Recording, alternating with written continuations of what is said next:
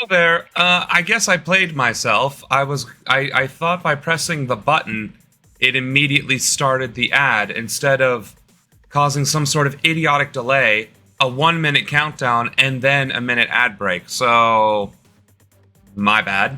I'm still learning how to use all this. Welcome to the channel. I'm SaSeshen, and today we are 100% going to have a lot to talk about. Last week was an abysmal loss for the American people, and the Supreme Court has basically made certain that federal agencies cannot do their jobs. And the ramifications of the Supreme Court's rulings last week cannot be understated. And the worst part is that the Supreme Court cannot actually be held accountable according to the Constitution. I'm guessing this was an oversight or something that was intentional by the Founding Fathers, in that surely the Supreme Court wouldn't be so corrupt to do the very same things we just fought a war over to get away from, right? I'm certain in 1776, 1783, that little time span, the idea that within even a short few centuries, the country would succumb to corruption and greed in the exact same ways as the monarchy basically leveraged their power over the colonies would rear its ugly head again. But surely enough, that is exactly what has happened. As far as these two ladies, Thoth and Mott, which I guess me clicking on them doesn't do anything. This is Thoth.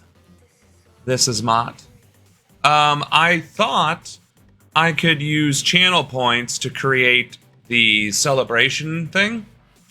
But when I was testing it, that did not actually happen. So that did not and now I accidentally there's like a thing where if you go to your alerts and you edit them alerts and you go to, I don't know, channel points, which is what I was trying to do.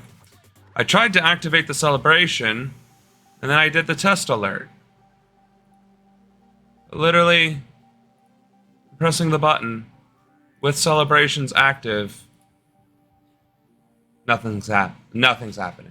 So I don't know what the celebrations are, apparently. Sorry. I thought it would be cool to have, like, save up your channel points, and then, like, whenever we talk about Elon Musk or some sort of bad actor, right? Some sort of criminal to justice, you play Smot. Some sort of criminal to science, both. Thought it would be fun. Thought it would be an interesting way to add to the stream, but, I mean, I guess we can always just rely on the fact that, future president speaking, right? So for now, I'm probably gonna just go ahead and hide them. Yeah, I think that's the word. So all that to say, I want to also start integrating Age of Empires into our game, to our stream, largely because I really enjoy Age of Empires, and if I wasn't streaming politics, I'd probably be streaming Age of Empires. But also because I actually want to get good at it, and the more I practice, the better I will be at it. And I think it's also kind of a subtle play into, you know, can a leader manage an RTS? And if they can, probably they're a good leader, unless you're really bad at macro or micro or resource management or juggling multiple things at once. But all joking aside, I think the game is fun. I think there's a neat little challenge involved with, you know, playing against other players. Team matches really make a huge difference. You can play to your strength. I like to turtle. I like to just build my base, do everything nice and pretty, have lots and lots of resources, and then just ram my army down the throats of my enemies. But usually in PvP, that's not the chance. You don't get the chance. Pop culture. Thank you for bringing me back on track. Well, of course, bribery is now a gratuity. Did Clarence Thomas say right on to it? I mean, that's the first thing we're going to talk about, is the fact that, oh my goodness. So, the Supreme Court, literally, not figuratively, no exaggeration, ruled in favor of, like, an Oklahoma mayor who was convicted by a jury for corruption and it made it all the way to the Supreme Court. And it's Section 18, it's Title 18, Section, I kid you not, 666, that talks about bribery and gratuities. And evidently, the definition of bribery is accepting money with the intent to be coerced, and a gratuity is receipt of money without any sort of coercion involved, which is crazy when you think about it, because, like, why would you pay a politician anyway? Like, why would you just give them a large sum of money for funsies? Like, obviously, you're only giving them money if they voted in your favor. And do that often enough, it's pretty obvious what that means. So, now we have legalized bribery in the form of lobbying, we have legalized bribery in the form of gratuities, and we have legalized bribery in the form of donations, right? When establishment politicians, Republican or Democrat, receive big dollar donations, whether it's the form of a PAC or a super PAC, that's bribery. Like, there's no other word for it. You're accepting large sums of money so that you can win an election, and the large sums of money that you receive from these organizations, you are now going to vote in their favor so that you can continue to receive those large sums of money so you can continue to get reelected. Like, that is the circle. It is a 100... It is a Venn diagram, right? That is a complete circle. And the fact that the Supreme Court made it even easier to be corrupt is deeply, deeply concerning. Sorry, my throat's already roughed out. Probably should not have done strenuous activity before the stream. If Team Blue were to win now, this is the way to win. Not that they're squeaky clean themselves, but they can run this corruption day and night in ads. They could. They absolutely could, and they 100% should. I mean, the idea on corruption and permission to be corrupt by a bunch of justices, some by the Red Overlord, this is the way to win. And I won't argue that. I would say the bigger pressing concern is the fact that this has happened at all, right? So, bribery is now legal. For the lack of a better word, it is now legal. You can accept as much money as you want after passing legislation, after lobbying, after whatever, as long as the intent isn't there. It's like, how did I know Big Pharma was going to pay me $5 million after voting for a humongous deregulation bill for Big Pharma to get away with even more murder and price gouging? How was I supposed to know they were going to give me large sums of money? That's now the loophole. Aside from the fact that lobbyists can take Supreme Court justices, pay them $4 million in gifts and vacations and everything else, like, hey, it would be a shame if, Chevron got overturned, and then, of course, Chevron got overturned. The point is, and I'm sure there's videos now, I've set us up with 3 videos back to back to back, but this is actually obscene. The sheer amount of corruption that is now legal in the United States, and it is only going to get worse. If Trump were to get reelected, which it seems very likely that he will, 4 more years of deregulation, corruption, and legalized form of both working together. I mean, at what point do we just stop playing around and call it what it is? I mean, oligarchy barely even makes enough sense at this point. Hello from Foxborough, Massachusetts. Hello. Now we are allowing the Red Overlord getting to claim that what he did is presidential business, so he's immune to go by his own interpretation and get away with it. Yeah, I saw that too. That just came down the pike today, earlier today. So, again, apparently, if you're a president of the United States, you can commit crimes. If you're a Supreme Court justice, you can accept bribes. Actually, if you're any elected official, you can accept bribes. And if you're a corporation, the federal agency that is supposed to regulate you can't anymore, and you can waste their time in the court system while you continue to commit whatever atrocity you're committing. And that is literally the state of our nation at 4:11 p.m. on January 1st, 2024. And honestly, it's only going to go downhill from here. Like, I don't think people realize that the sheer amount of corruption that is our current Supreme Court is going to take quite literally an act of Congress, but an astronomical act by the American people to truly start fighting back against this blatant corruption. Because now, price gouging cannot be regulated, right? Now we have Walmart trying to do surge pricing, which is the same thing at the gas pump, right? If you don't like paying gas prices differently throughout the day or the week or the month, you're definitely not going to enjoy it when you're grocery shopping. And now you don't have a federal agency that can actually step up and stop that. Because now every company that will have an agency trying to find them or regulate them will be like, oh, no. We're going to have to take this to the courts and get bogged down while they continue to do this crap. So what we're seeing in America is the complete and utter victory of capitalism taking over government, taking over society, and I don't know what else to really call it. I mean, pretty soon we're not going to have public resources anymore. Pretty soon everything's going to get privatized and ran for sole profit, which means the quality is going to go down and the efficiency is going to go down. Presidential oaths were hanging on by a thread. Now it looks like it means nothing. They complain about skyrocketing prices, but are totally okay with price gouging. Right. And you're right about the oath, too. I mean, again, the immunity trial is that I can't do any wrong while I'm president. So now, this is kind of even more important. Like, this is less a joke or a dream. I mean, it was never a joke. I truly do wish to become the president for various reasons, not least of which trying to mitigate the corruption and just audacity of our country. But it's becoming an existential threat now. Like, living in America is becoming an existential crisis. We are literally being fed poison. We're breathing poison. We're drinking poison. Our land is being poisoned, right? Product, services, and goods are not quality. We can't afford them anyway.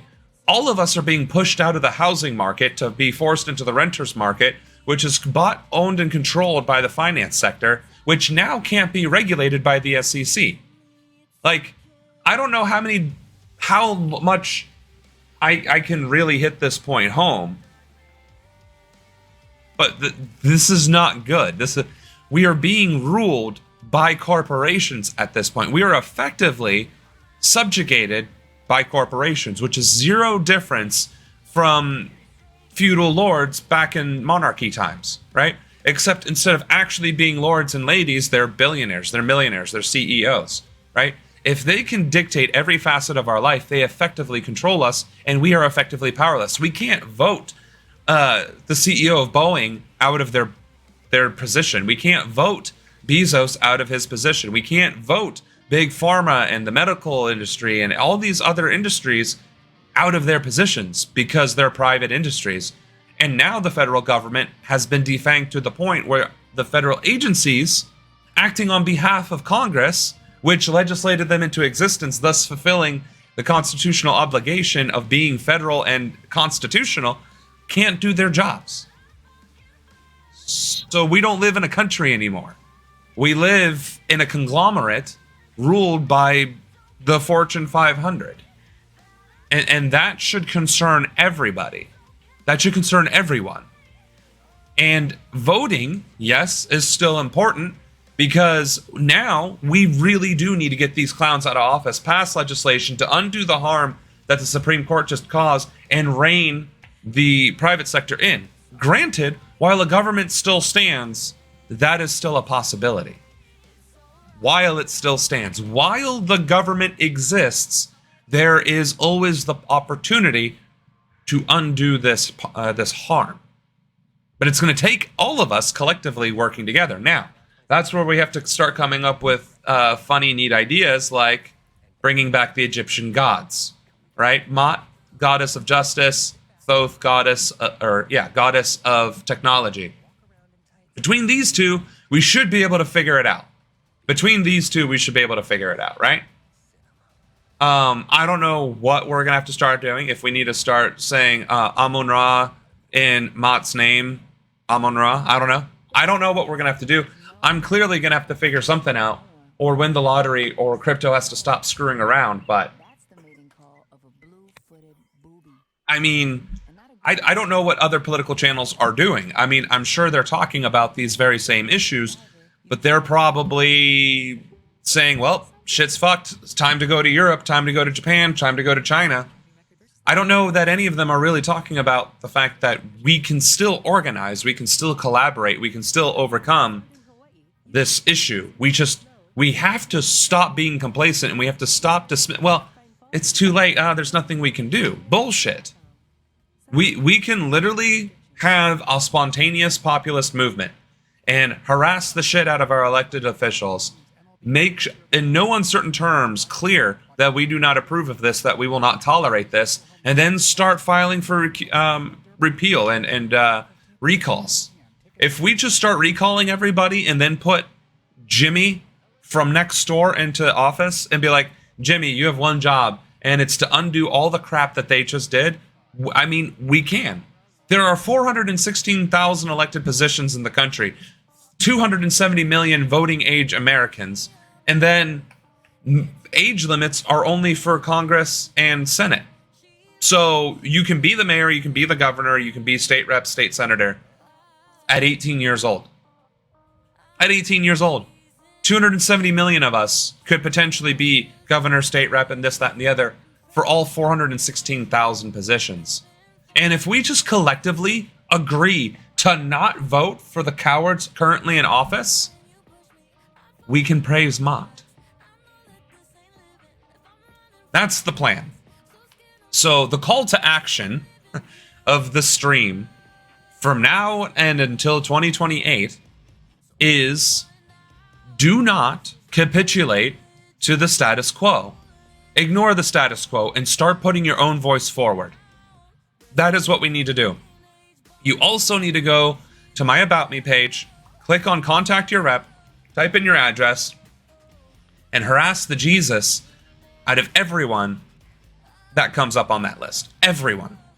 Not a couple of them, not one of them, every single one of them. And you need to say, I do not tolerate what you are doing in office. We need to regulate industry. We need to make public healthcare, education, utilities, whatever it may be. That is our call to action. Sorry, I'm not reading chat.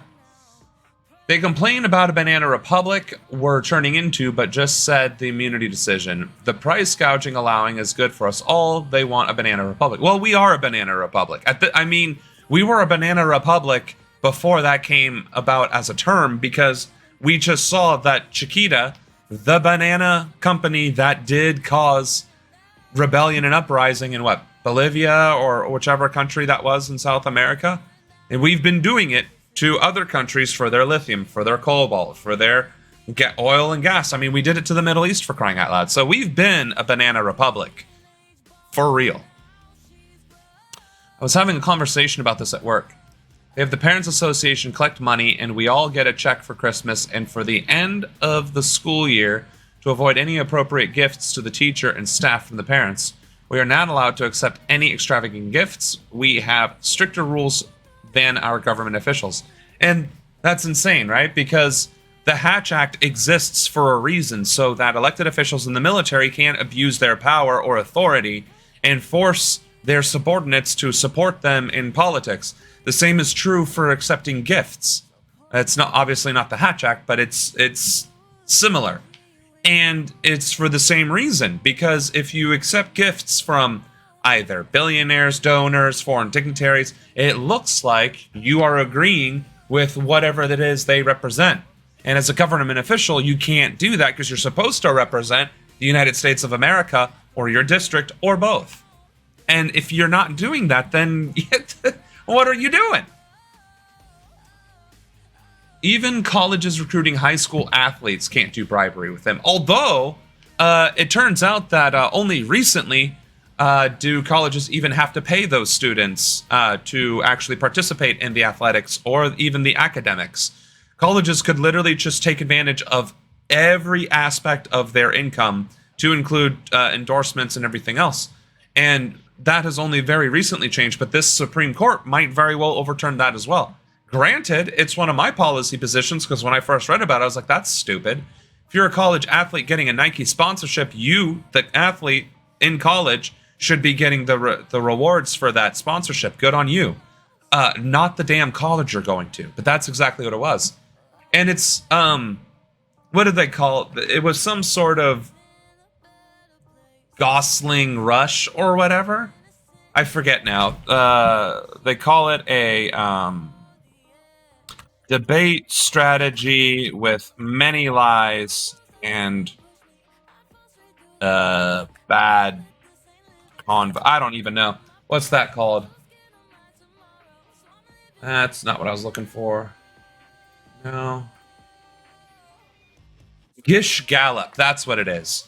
The Gish Gallop is a rhetorical technique in which a person in a debate attempts to overwhelm an opponent by providing an excessive number of arguments with no regard for the accuracy or strength of those arguments.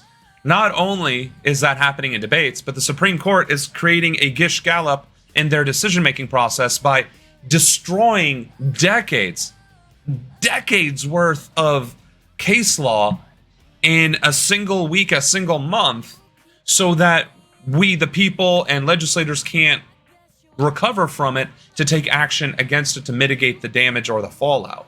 Like, this is literally the same thing. The Supreme Court is committing a Gish Gallop against the damn country. The country in which they are supposed to be upholding the Constitution. And sure, I get it. There are solutions to this problem, such as charging them with a crime.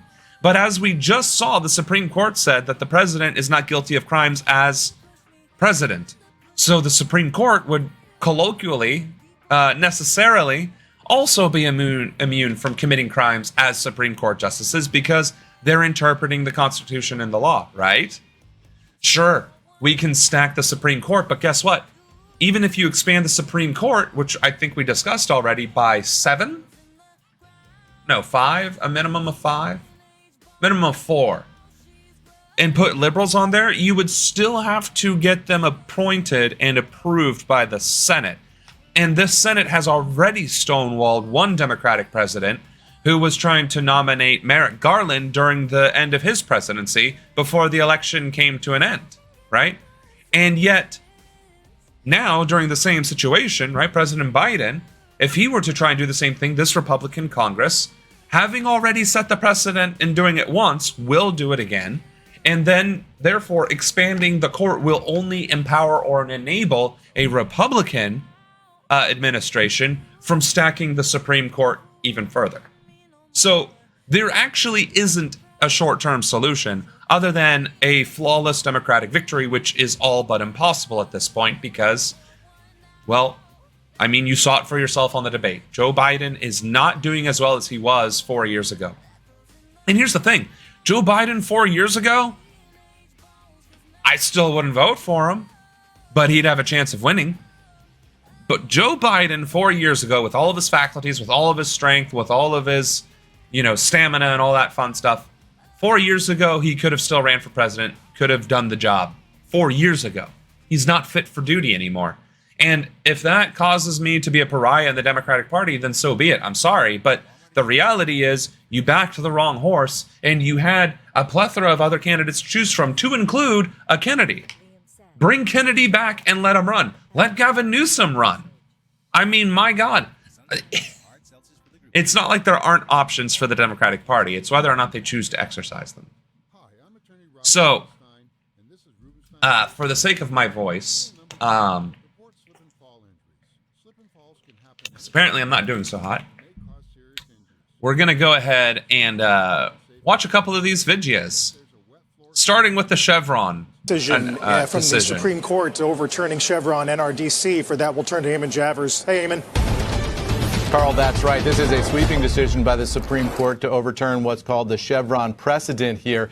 The reason it's significant is because it has enormous implications for the administrative state in the United States of America and all federal agencies and their ability to interpret the law. What the Chevron precedent was a 1984 case from the Supreme Court, which held that in absence of other information, courts should give deference to administrative agencies' interpretation of the law. That gave a huge area of wiggle room for federal agencies to interpret what Congress meant when it passed given laws, if there was any gray area in those laws. What the Supreme Court is now saying this morning in a 6-3 decision is that courts may not defer to an agency interpretation of the law simply because a statute is ambiguous. Chevron, they say, is overruled. Again, that is a 6-3 decision. One interesting point here going, which we discussed, is a no bueno, right? Again, federal agencies are legislated into existence. They are given powers and authorities to administer, as an agency, their area of responsibility. The SEC, Security and Exchange Commission, they are designed to regulate the stock exchange, stock markets, and the finance sector in general. Broadly speaking, that is their job. Without Chevron, they can't do that job. And even so, the SEC was hobbled to begin with a direct ruling. So the SEC just took 2 hits back to back. First with the original ruling, and now this with Chevron, which limits their powers even further. Again, at this point, the agencies may as well not even exist, because if they can't interpret the law, or if they can't enforce the law, which is, again, the greater implication here, then what's their point? Lizards are in society, bro. Lizards rule the world. I mean, at this point, you're not wrong. You're not wrong. Okay, that's getting a little further. I would say lizards in the case of, like, snakes and, reptiles that are just in for themselves, cold-blooded, yeah, 100%. And our government continues, well, not even our government, our Supreme Court continues to capitulate its power and its authority in deference to private industry, which is not good. That's, again, a government needs to protect the people from all outside forces. That includes private industry. And the fact of the matter is, private industry does not have constitutional rights. They don't. They never have. They never have. But our Supreme Court and our legislators have consistently ruled in favor of industry rather than that of the public, which is why we don't have guaranteed healthcare, why we don't have guaranteed education, guaranteed vacation days, guaranteed wage increases, guaranteed literally anything as a society. Because our government continues to choose to capitulate to private industry. Okay, so I guess we have a troll. That's annoying. I was really hoping that,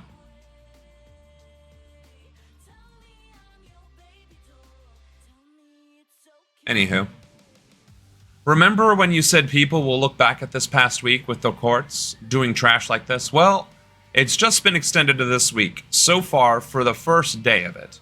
We may as well have that this many days without incident signed for the court. Yeah, I mean, honestly, that's a ticker that we could certainly do. Hold on, I can add that real quick. Let's see. It would probably be text.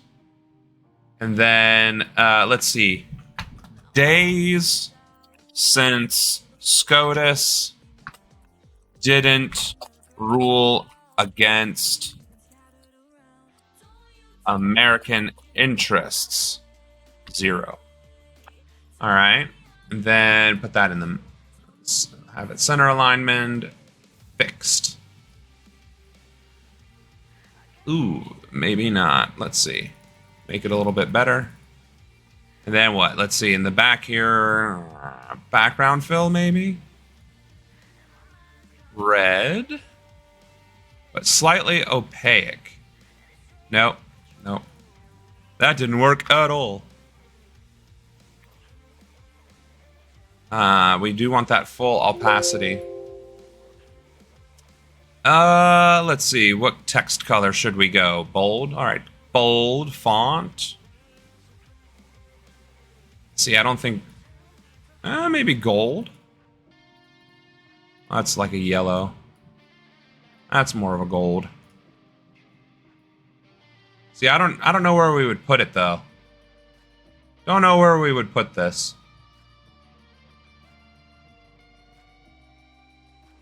We'll have to figure something out. Especially since how big this damn square is. Jesus. I guess that's something I can do for funsies tomorrow.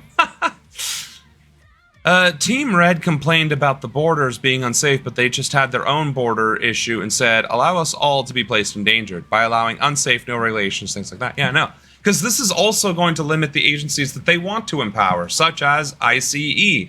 Now they can't. Or rather, if they commit crimes, it's not going to be easy to hold them accountable. And it's like, I'm deeply, deeply concerned for the future of our country. Honestly, like this is not what I was expecting to wake up to. Granted, last week, when I got back from Ohio, I was not expecting the Supreme Court to just belligerently undermine decades of rulings that actually did something to protect the United States and her citizens from the greed and corruption of private industry. Oh, that's right. No power to ICE. That was their winning issue, and they just said they're proud to be an American. Yeah. Let's hear what the next Chevron part here case was. Originally in 1984, the Supreme Court writes, Chevron decided in 1984 by a bare quorum of 6 justices triggered a marked departure from the traditional judicial approach of independently examining each statute to determine its meaning. So some skepticism here of whether that case was originally decided correctly. The Supreme Court now saying it was not. Chevron is overturned, and there's going to be enormous questions now, Carl, for administrative agencies across the federal government as to how they move forward with interpreting rules when there is a gray area in the law. A lot of uncertainty now for federal agencies, Carl. Back I mean, it literally makes it impossible and to do their job. Is the idea that they would have to continually check back with Congress, or is it just up to Congress to kind of micro-legislate all of these elements? Yeah, look, I mean, we're going through this decision here this morning, and we're going to see if the Supreme Court is giving any guidance here. But, I mean, one option would be that Congress has to go in a detailed way and detail all the stuff that regulatory agencies have been doing between 1984 and until today. Another option would be that, the federal agencies would get some deference unless there was a lawsuit challenging that. We'll have to see what the Supreme Court said. There's a lot of fallout here still to come. But Chevron being overturned is a significant development we should pay some attention to this morning. Which, I mean, we've been saying this. We have definitely been saying this from the beginning, since the very start of this, and it's just I don't know what to say. The whole point of a federal agency is to follow through on the legislation that is passed that governs different parts of the country, and in most cases that means the private sector, the private industries that are involved in the various aspects of our country. So,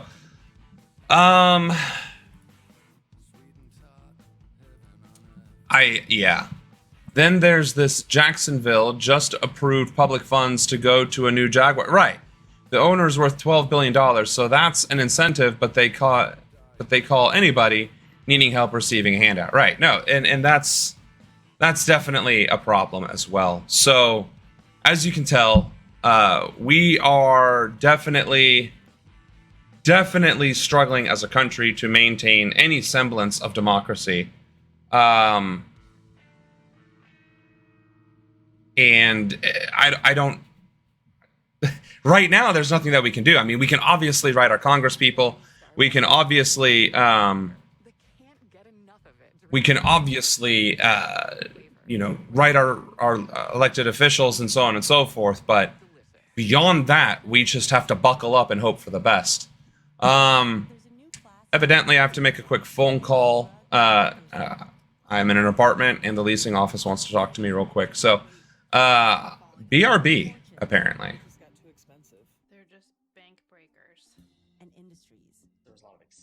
There was a lot of skepticism. The impact of these drugs from business to health is just beginning. From the Journal, $1 Trillion Shot. Tap now to listen on Spotify. They say love can find you anywhere. Parties, grocery stores, the treadmill after you've done 10 miles. But no one has ever found love on a podcast in their living room, until now. Hi, I'm Tara Michelle. Every week on Blind Dating, I'll introduce an eligible single to 2 charming strangers from the comfort of their separate couches. Their challenge? Pick one for a second date. Join me on September 30th and every Wednesday after. Blind Dating is a Spotify original from Parcast. Batter up for a night of epic fun at the Paley Museum's MLB Home Run Derby Watch and Gaming Party on July 15th. Watch the Home Run Derby on the big screen, compete for the most virtual home runs, win prizes, and more. Don't miss the Home Run Derby at the Paley Museum, July 15th at 7:30 p.m. Tickets at paleymuseum.org.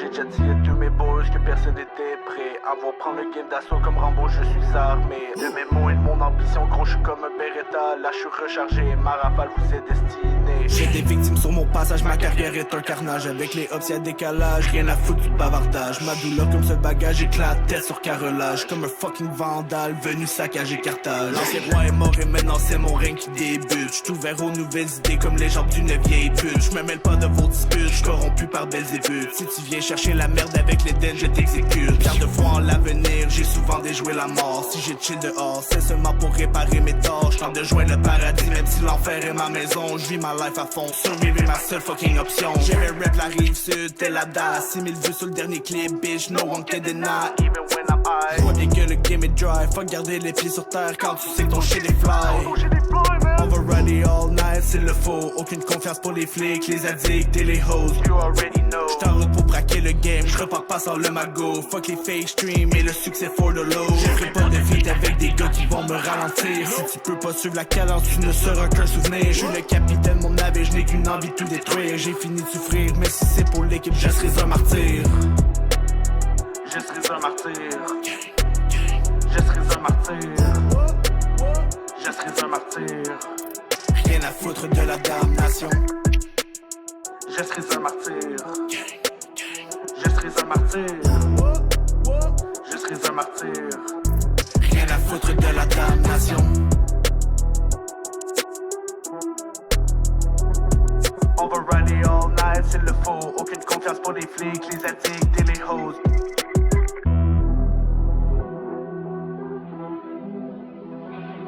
J'aimais rap la rive sud de la DAS. 6000 vues sur le dernier clip, bitch, no one can deny.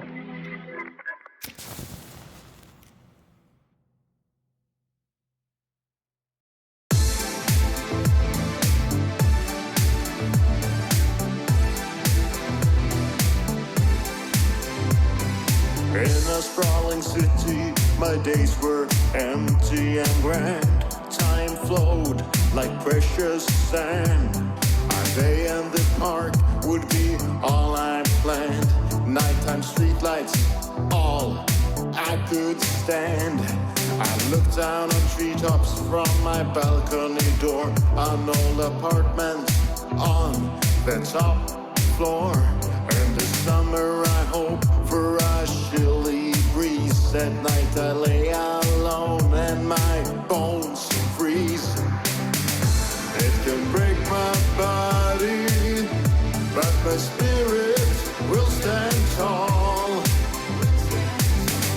It can take my vision, but I will survive it all.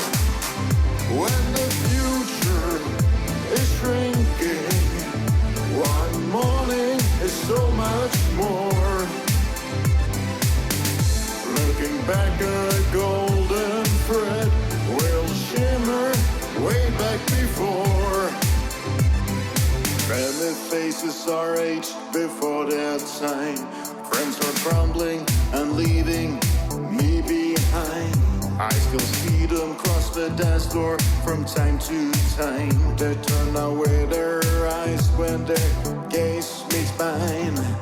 When I think back on all the days of faultless living, I must say that youth is wasted on the young when it is thrown away like life's too long. It can break my body, but my spirit will stand tall. It can take my vision, but I will survive it all. When the future is shrinking,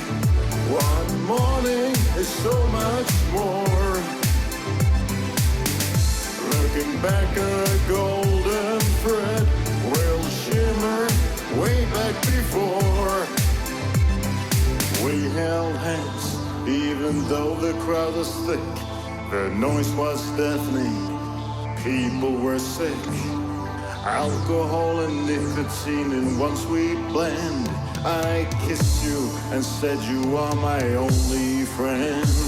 I will be happy even when others fall. Hold on to hope in the face of it all. I believe that even a little will be enough. A small light of comfort when most is tough. It can break my body, but my spirit will stand tall. They can take my vision, but I will survive it all. When the future is shrinking, one morning is so much more. Looking back, a golden thread will shimmer way back before.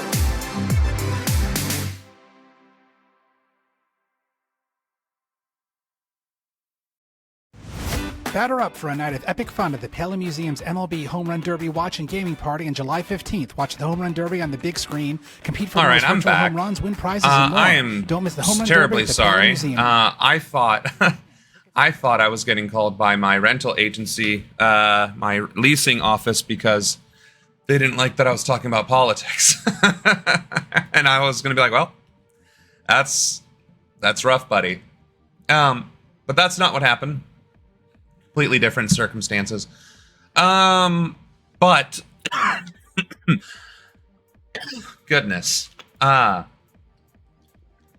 see. These past few weeks with the court have been that shot on the Fifth Avenue thing, this being several times, and you wouldn't lose support. But to be fair, prior to 2016, anybody on Team Red could have done the same thing and not lose support. Yeah. Oh, okay, so let's see. It's hilarious in a scary way that DeSantis campaigned against handouts but said, let this happen. Yeah. This would be part of his campaign that this stuff is wrong, but he's allowed it to happen. No, I mean, that's what we've been talking about, right? Is that the corruption that's involved here is just unmitigated and unrelenting, but it's okay because it's Team Red instead of Team Blue. Oh my God. All these damn ads. Like, we cannot escape these freaking ads, and I'm logged in anyway.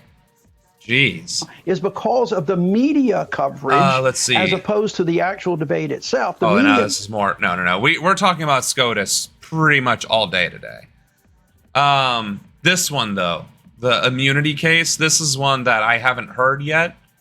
We definitely need to listen to it and listening to this decision, discuss. what have we heard? We have. Of course, this is not a thumbs up, thumbs down. This is a complicated decision. We just got it here. It's an opinion from Chief Justice John Roberts, finding that former presidents are entitled to absolute immunity for official acts, but not for unofficial acts. So what does that translate to? Well, this is something we saw that was sort of signaled in oral. That's at least reassuring. Official acts you can't be held accountable for. Unofficial acts you can, but here's the problem. Didn't Nixon act officially in the Watergate scandal? I mean, didn't Reagan act officially in creating trickle-down economics and encouraging minimum incarceration rates for different drug usages based on the racial proclivity of using said drugs? I mean, what the hell is this nonsense? Argument, because what this means is that the former president cannot be prosecuted for anything that was officially part of his job when he was in office. And that's significant because even his own lawyers conceded during oral argument that not everything that is alleged in this indictment was an official act. So now the question is, what does the special counsel do here? He could potentially try to cull down this indictment to a more narrow one, just focusing on unofficial acts, and then try to proceed with this case. Still an open question, though, about whether even a slimmed down case could go before the election. 3 reasons for that. One, the judge overseeing this, Judge Tanya Chutkan, she has signaled that the lawyers should get some lead time on this. I mean, we're a couple months out from the election. The idea of putting the Republican candidate for the presidency on trial, where he would have to be in court months, weeks before the election, that's something that would likely have us right here again before the Supreme Court. Also, the Attorney General, unlikely to allow something to go ahead that quickly, but we'll see. But right now, this is literally insane. And honestly, I don't want to necessarily have to Google Nazi Germany and Hitler, because that puts you on some pretty strange social media algorithm nonsense now. But I am fairly certain this crap, this garbage that is happening right now, literally with the Supreme Court, literally with the Republican Party and Trump specifically, the legislative body that is enabling and empowering this, and the various states that are enabling and empowering, this is, if not exactly the playbook that Nazis used to gain power in Germany, it's pretty damn close. Pretty damn close. Hitler went to jail. Then he wrote Mein Kampf. And then the Nazi party had the beer push. And then all of a sudden, they're taking over German politics all over the country with this kind of rhetoric that, Germany this, Germany that, for the people. The same rhetoric with the same hidden agenda, well, not so hidden now, of just giving all power to certain individuals. Now, granted, the difference between the Nazi party and apparently what this party is choosing to do is the Nazis consolidated power within the party, and the Supreme Court and the Republican Party is consolidating power within corporations, which is actually closer to fascism. So, this is... What a time to be alive. What a time to be alive. Yeah, but somebody could interpret it as official when it isn't just to give protection. Like having that guy who returned to office after defending Reagan and Bush in Iran-Contra. Exactly. I mean, this is deeply disturbing. Because it goes back to gratuities and bribery. It's only gratuity if you didn't accept a bribe. If you already voted on something or did an act and you received money afterwards, it's a gratuity. It's not bribery. Oh, this was definitely official capacity as president, not unofficial. Like what? It's like, actually, you know what? Looking back, that was official. And then you have a good enough lawyer to back you up. Like, that's insane.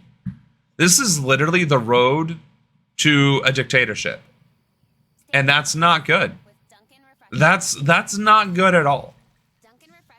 People said they don't want to have to pay somebody else's college loans. They did it the hard way, but they are suddenly quiet about this bribery thing after having to get their stuff the hard way. Yeah. Well, and it's just like, the same analogy. Cancer patients getting angry at other cancer patients for getting cured rather than having to go through chemo or something. Like, are you kidding me? This decision, the Supreme Court finding that former presidents are entitled to absolute immunity for official acts, but not for unofficial acts. Absolute immunity for official acts. So now what? Now we have to define official acts? Or as long as it's between the hours of 9 to 5, Monday through Friday, whatever the president does is an official act. What if he just bludgeoned somebody to death? What if he just shot somebody to death? What if he just made racial slurs? Like, I don't know. What if he just said, you know what? I'm making the EPA and every administration prior to this illegal. Like, where's the limit now? The Supreme Court, I think, also inadvertently just created an even more powerful executive branch. And I think that was unintentional. This opinion, very, very long. It's going to take us a while to get through everything. Right now, I'm looking at an excerpt from the Roberts written decision. He says, quote, Trump asserts a far broader immunity than the limited one we have recognized, meaning the court. Everything they're cheered on about recently is what they have said is wrong and have said we must stop.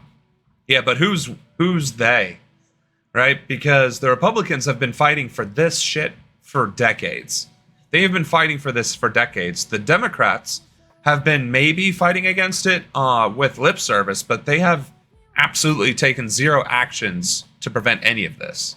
Court, the text of the clause provides little support for the absolute immunity claim that Trump asserts, so they're rejecting that. But in essence, all of the details as to the allegations made, the accusations made in the Jack Smith indictment of Donald Trump.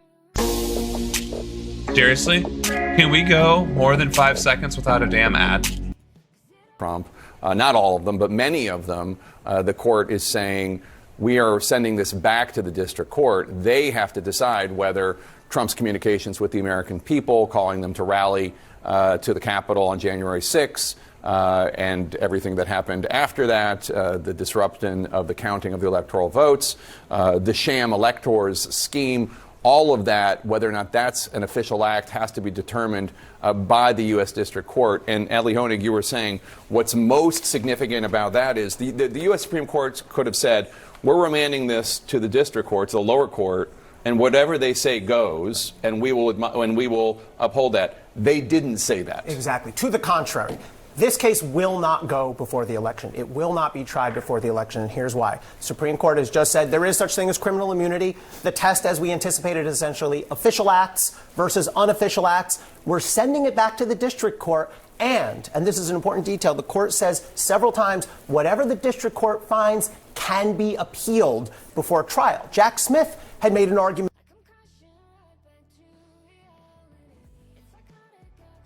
This is ridiculous. So they're saying absolute immunity doesn't exist, but official acts do exist.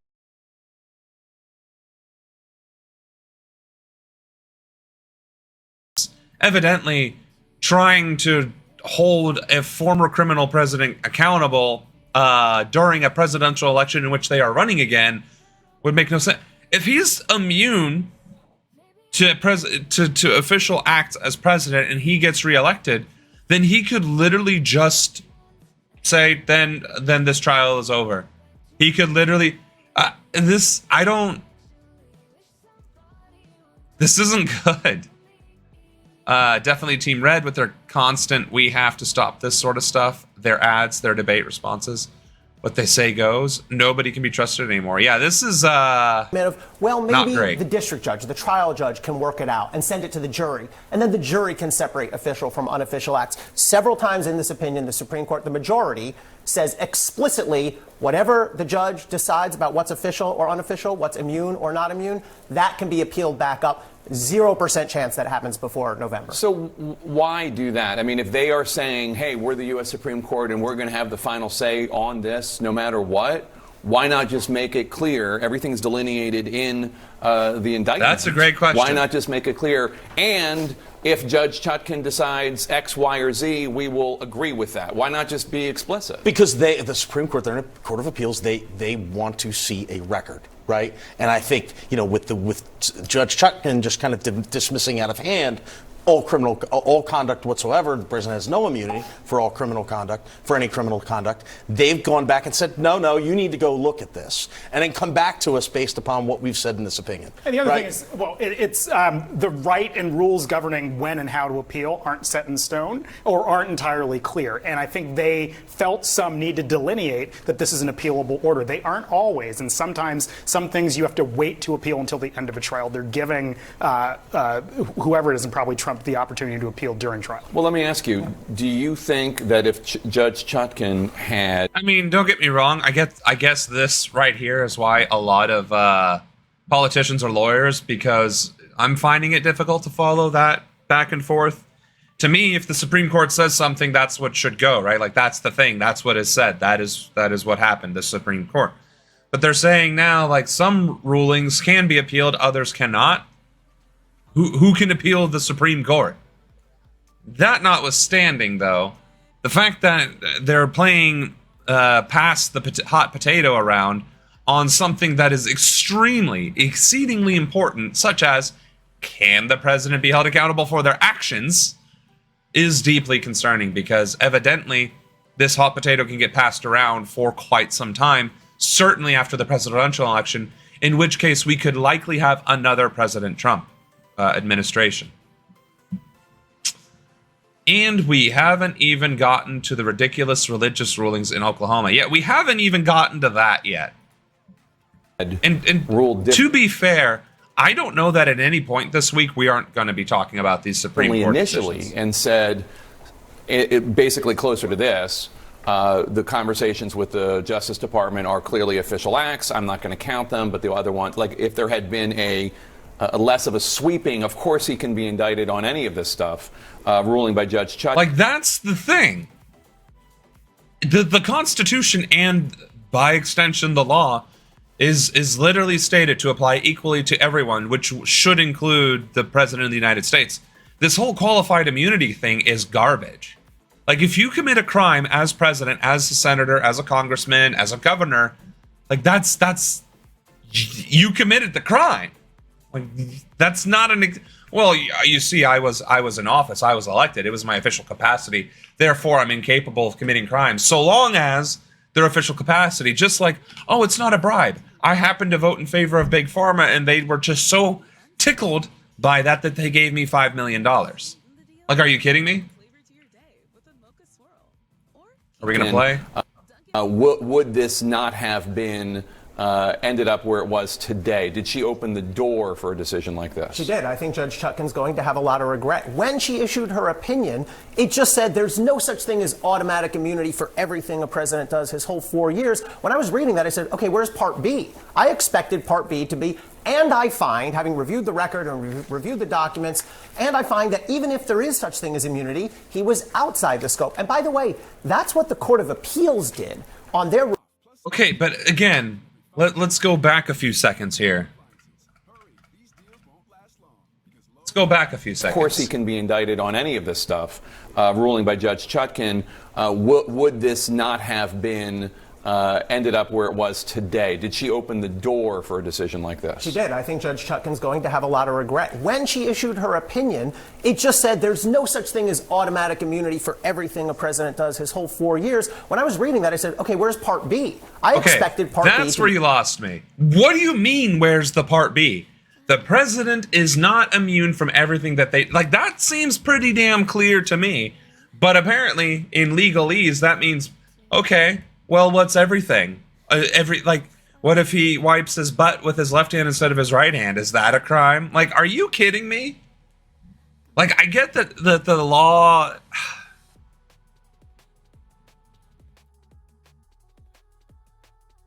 Oh my God, this just kills me. Can we play? Why is this not playing? And I find, having reviewed the record and reviewed the documents, and I find that even if there is such thing as immunity, he was outside the scope. And by the way, that's what the Court of Appeals did on their ruling. The problem is, as Jim was saying, the Court of Appeals and the Supreme Court, they're not fact finders. This can only be done at the district court level. And so I suspect Judge Chutkan is feeling some regret. It wasn't like it was... Okay, such thing as Judge Chutkan's going to have a lot of regret. When she issued her opinion, it just said there's no such thing as automatic immunity for everything a president does his whole 4... There's no such thing as automatic immunity. Correct. Like, that should literally be the end of the statement. When I was reading that, I said, okay, where's Part B? I expected Part B to be, and I find, having reviewed the record and reviewed the documents, and I find that even if there is such thing as immunity, he was outside the scope. And by the way, that's what the court... And the redefinition of what a crime is. Anything bad is not a crime. That it's always good. Let's not forget that the court has been redefining certain words just to give passes to its own corruption. Exactly. I mean, the fact that Clarence Thomas was able to sit on the bench during a ruling that basically had the same ramifications of his own acceptance of bribes. Oh, I'm sorry, gratuities. He should have recused himself. He had no business being on. Granted, it still would have passed. I think that was another one of those 6-3 rulings, but this is ridiculous. No more such a thing as high crimes and misdemeanors and felonies. This is absolutely disgusting. It is. It 100% is. On their ruling, the problem is, as Jim was saying, The Court of Appeals and the Supreme Court, they're not fact finders. This can only be done at the district court level. And so I suspect Judge Chutkan is feeling some regret. It wasn't like it was she shouldn't be feeling regret. She literally said, there's no such thing as automatic immunity. Period. Like, does she have to, like, I'm pretty certain she thought, do I have to spell out that the president is not immune to crimes? Again, there's been impeachment. So are we going to say that Clinton didn't commit any crimes by taking advantage of course, now I can't think of her name, during his presidency? What about Andrew Jackson? What about, I mean, literally, let's just throw away any checks and balances that we have left in our country and just let the Supreme Court do whatever the hell it wants, let the president do whatever the hell it wants, and I guess Congress stonewall any administration that they don't agree with, which is doing whatever the hell they want. We are very quickly turning away from being a country. Leap of logic that she should do that. This happens. There are hearings. For example, in the Georgia case, Mark Meadows is trying to get his case moved over to federal court. The question there is almost the same thing. Was Mark Meadows in or out of the scope? You know what the federal judge did there in Georgia? He held a hearing. Mark Meadows testified. He said, I find, based on this hearing, you're outside the scope. If Judge Chutkan had done that, we'd be in a very different position. Where I don't agree with that, though, is that either of the parties would have had an opportunity. No regret. Who is she? Susan Collins, who said, Red Overlord learned his lesson but did it again. Yeah, no, it's Judge Chudlin, I guess. But anyway, this is... So the charges against Trump in the Georgia election interference case, violating RICO, 1 count of conspiracy to commit impersonating a public officer, commit forgery, false statements, conspiracy to commit false statements, filing false documents, and conspiracy to commit false filing documents. Like, this is all very clearly criminal actions. But now you're saying a president can commit all this stuff and rig their own election? Honestly, the election tampering that allegedly occurred in 2020, the fact that he can do no wrong, right? The president cannot commit crimes as official acts, and these being part of those official acts, then is literally giving a sitting president the legal right and authority, backed by the Supreme Court, to commit election fraud to guarantee their re-election. Isn't that the kind of crap that is happening in Bolivia, that happened in Russia, that happened in the Ukraine, that happened in every single country that tried to become a dictatorship? This crap right here. This is insane. The portion of that opinion that they did not agree with, because it would have been somewhat of a split the baby gobbledygook that they would have had a right to appeal. You can't tell me that either Jack Smith or Trump's team would not have attempted to take it. Oh, shit. I missed the tier sub. So wait a second. Thank you, Ocean, for gifting a sub, but how did I miss that? How do we replay that? Was I on the phone or something when that happened? Hold on a second. I kind of want to recent events. I missed it. We're going to refresh.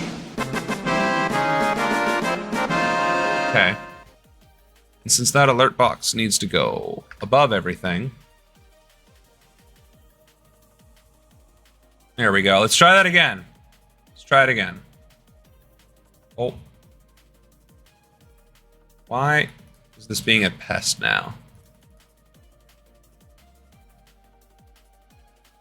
Okay, well, we're just going to hit refresh on this other one then. All right, now I'm here for it.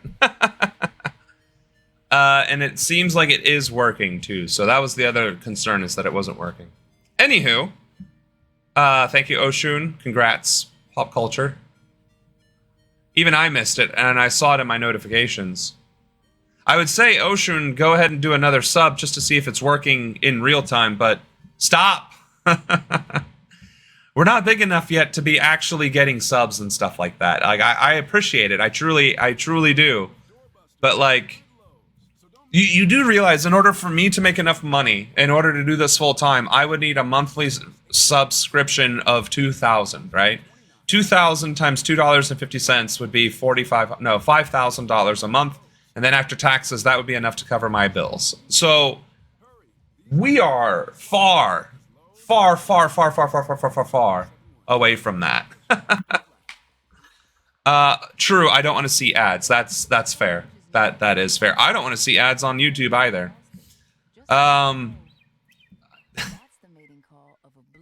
Yes, actually, that is exactly what they do. Subs are insidious in that way. It's the same reason why YouTube is doing that now too. If you pay for YouTube Premium or whatever, you can actually skip all ads, and that's why. It's $10 a month, but you never have to see another ad. And a lot of the ad blockers are being prevented from skipping ads as well. Obviously, I don't have an ad blocker on my XSplit screen, which, by the way, I'm also trying to stream using LAN today. So hopefully we don't have any more issues. But all that to say, yeah, the Twitch culture, I guess, part of subs is supporting creators, but also is to avoid seeing ads. But I don't think subbing to one creator actually creates a situation in which you... Right, so here we go. Ad-free viewing, extended broadcast storage, build monthly, support streamers without interruptions. It looks like for $12 a month, you can just pay Twitch to avoid ads altogether. So, the more you know. And the Supreme Court would have created similar gobbledygook. But we would have had an answer right now. Well, if she'd already done the hearing, we'd know right now. They would have gone up to the Supreme Court, though, and I think we'll never know. This is on Earth. This is on Earth too. All I can tell you is, having been covering the U.S. Supreme Court and they're just to go back to Bush v. Gore. Yeah. The reason that the conservative court in Bush v. Gore was able to do what they did is because the Florida Supreme Court let them. Yeah. The Florida Supreme Court made so many bad decisions and bad rulings, it was easy for the U.S. Supreme Court to come in and say, no, stop the count. Yeah, what's interesting here, and there's a great line, I'm skimming it very quickly. But notice how the Supreme Court always rules in favor of conservative administrations committing crimes, like stealing the damn election. This is not good. This is the opposite of good. This is not good. So the superintendent in Oklahoma said he made schools have Bible lessons because kids have no basic knowledge of the Bible. You mean to tell me in all that time the kids have with their parents after school, all day Saturday and Sunday mornings in church, it's not enough? What are they teaching their kids that they have no basic knowledge? Well, that's kind of not the point, though. It's irrelevant. I have zero knowledge of the Quran. I have some knowledge of the Torah, largely because the Old Testament is the Torah. I have zero knowledge of Confucianism. I have zero knowledge of Buddhism. I have zero knowledge of Wicca. I have zero knowledge of Norse pagan rituals or Egyptian pagan rituals or Roman and Greek god rituals. Like, we lack a basic knowledge of most world culture. So, let alone religion. So are we going to teach all of them? That's the point. Separation of church and state. Don't worry, Pop. We're getting there. We just gotta grind Justice through this. Sotomayor's dissent, where she says, the majority pays lip service to this idea that the president is not above the law, and then in effect says that for certain official acts, the president is in fact above the law. It's just crazy. You sort out what this actually means. And it goes back to police officers and their qualified immunity. The fact that the Supreme Court has ruled on numerous occasions that the police can arrest you for a law that they think exists, even if it doesn't. And if you resist them, you will go to jail for resisting arrest. Like, this is batshit insane. Batshit insane. I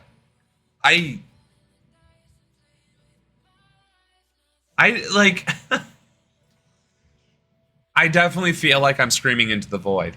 I don't know how any of the other creators feel. But this is why I left active duty the first time. This is why I got into politics the first time.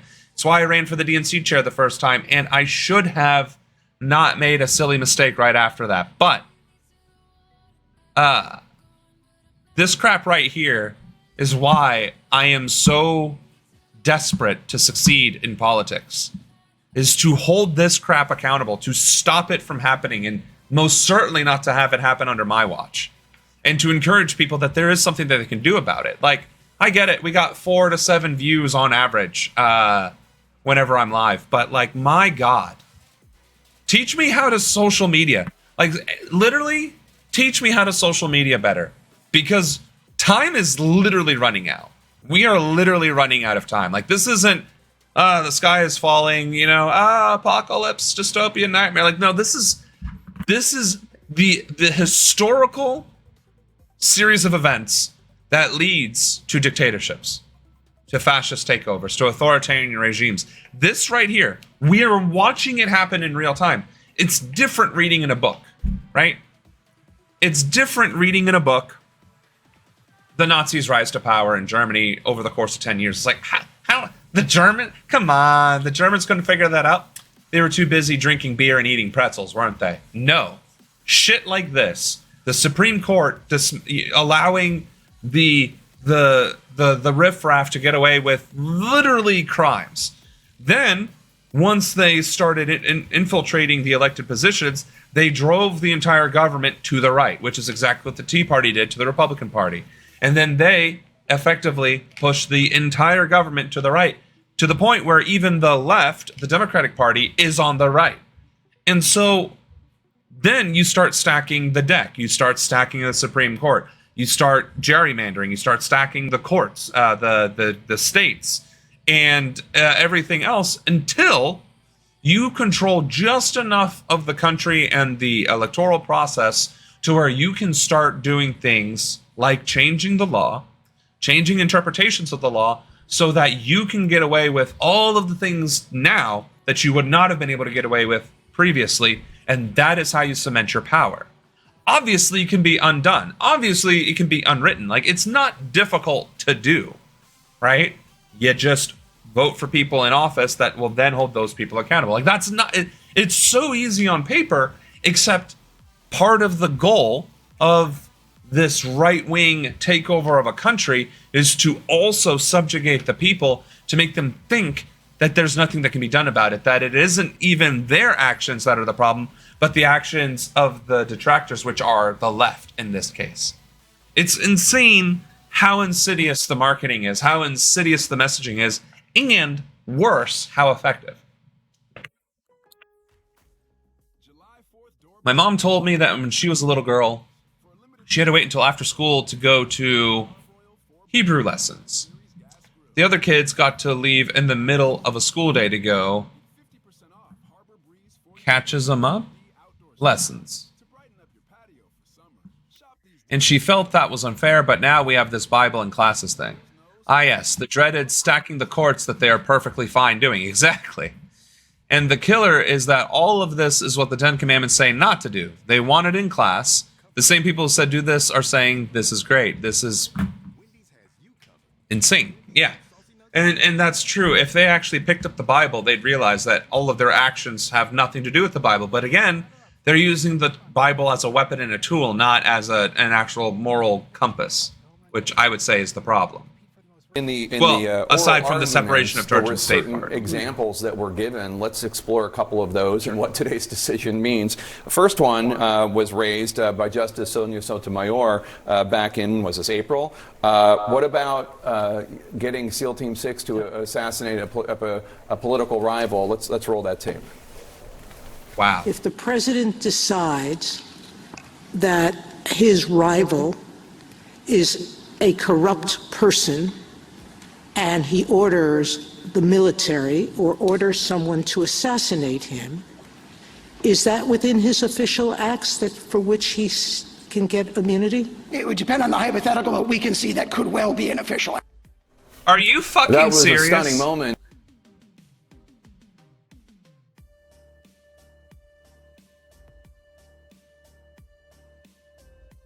Wow. Dude, wow. Within his official acts that for which he can get immunity? It would depend on the hypothetical, but we can see that could well be an official act. That was a stunning moment in April. did the court just say, yeah, you can assassinate a political rival? No, I don't think they did. That's a ridiculous answer by Donald Trump's team, a dangerous and reckless answer. One really important thing. Okay, that's okay. I was gonna say, who the hell is Sauer? Sig Sauer. I don't know which Trump team. Here we go. The Supreme Court on Monday said former presidents are entitled to some things. 6-3 opinion, by the way. With Justices Sonia Sotomayor, Kagan, and Brown Jackson dissenting. Yeah, go figure. Let's see. Who's the Sauer person? When the president uses his official powers in any way under the majority's reasoning, he now be insulated from criminal prosecution. Orders the Navy SEAL Team 6 to assassinate a political rival, immune. Who's Sauer, though? Is this a justice? The way you made it sound like is that it's not a justice. Hold on. Sauer.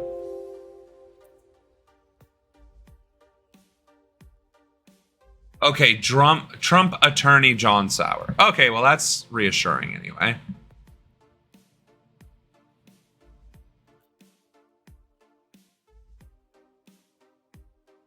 But evidently, that was during the April hearing. So this is still insane, though, because the question had been asked, the precedent had been set, and the decision has now been given that theoretically now, obviously, this wasn't the Supreme Court that said it. It was the attorney, John Sauer. But evidently, there is room for that argument. And that...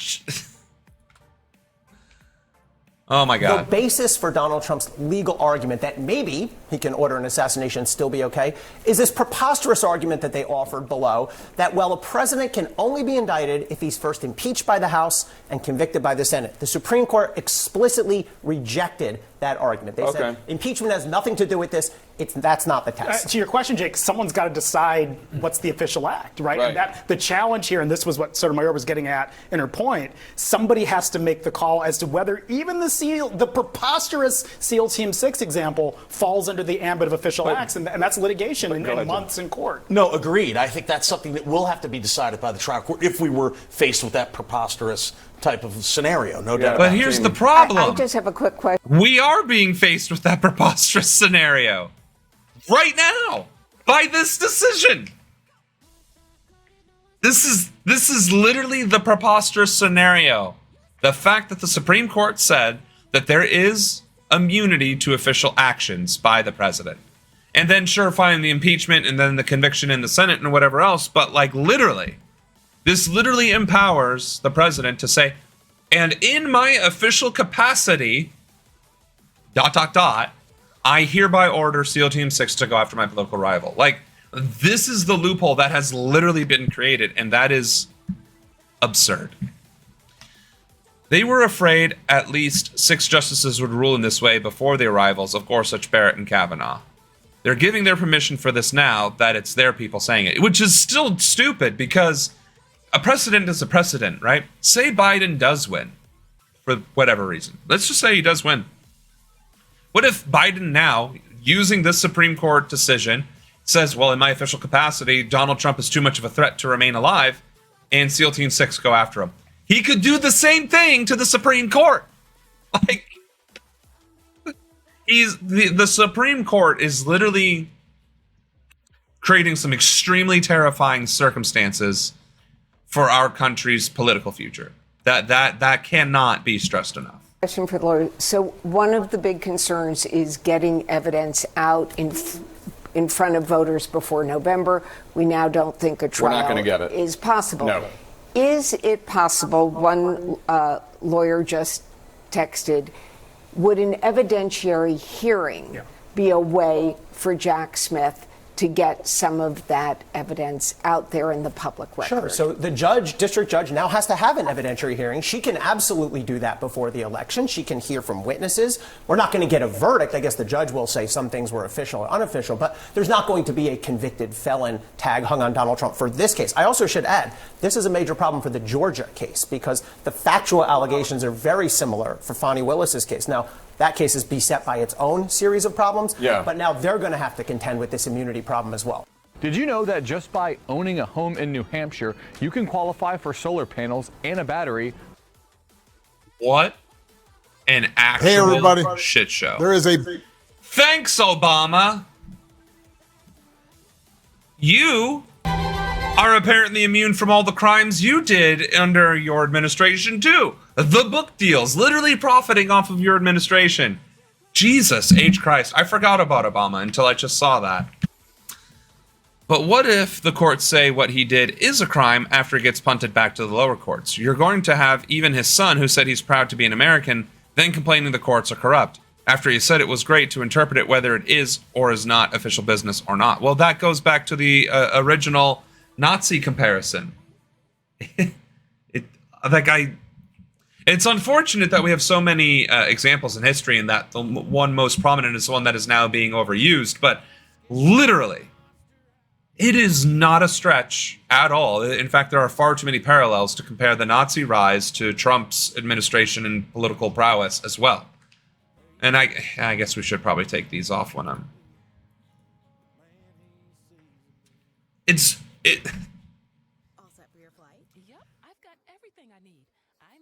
It doesn't matter whether or not the courts agree with Trump. It doesn't matter whether or not the rulings are in his favor, because they will spin it no matter what. But if the courts do rule in his favor, they can spin it even better, obviously, at that point, but also the implications. And I cannot stress it enough, the implications. If the Supreme Court and the lower courts actually allow for this to continue unabated, to allow for the Trump administration to get away with election rigging, tampering, those were the two words I was trying to get out all at once, and say that as the president, he can act in an official capacity to do both, and then the unspoken things, like he could literally use the military as his own personal hit group against political rivals. Like, this is literally the line. This is a point-to-point timeline of things that can and probably will happen based on this ruling, and especially on what happens at the lower court system. And then, as the pundits were saying earlier, now somebody has to define what is and isn't a crime, and what is and isn't within the purview of the president's official duties. Which, if it's not explicitly spelled out in the Constitution, is not his duties. That's the thing. The only other amendments that assign rights and authorities that are not explicitly stated to the Constitution belong to the states and the people. Not to the legislative branch, not to the judicial branch, and not to the executive branch, but to the states and the people respectively. So, trying to broadly define what the president's powers and authorities are, and now expanding on it, is just not good. If I were running, I would have a lot of this stuff prepared instead of the trash responses we have, such as with last week. This has a lot of firepower to use, a lot of zingers to go with it. Yeah, but that's kind of the problem. Being right, being ethical, and being moral is not the same thing as being effective in messaging, right? If that were the case, I would have been DNC chair in 2017. I would have been a congressman in 2018. And then a senator in 2020. I would have been climbing up the chain if ethics and morality were what actually got messaging across. And it doesn't, or at least not simply by being correct and moral. Right? That's why we're doing the Oval Office. That's why I'm dressed like this. That's why we're adding the rebel pin. Right? That's why we're doing the Egyptian stuff, and we're having an address from the Oval Office. Right? This is part of that improving the messaging. In a stream, you only get the talking heads. In a stream, you only get to do this kind of interaction. But on TikTok, Reels, Facebook, Twitter, right? You get to do all of the video editing. And I am not that talented when it comes to video editing. So instead, we have to talk about the different, we have to go through the different scenes to maintain attention, right? We have to stop, pause, and talk about things. We have to interact with chat, right? That's how streamers overcome the differences that can be fixed in videos, right? It's why when watching somebody play a game, the interesting part is their gameplay or their reaction to their gameplay, right?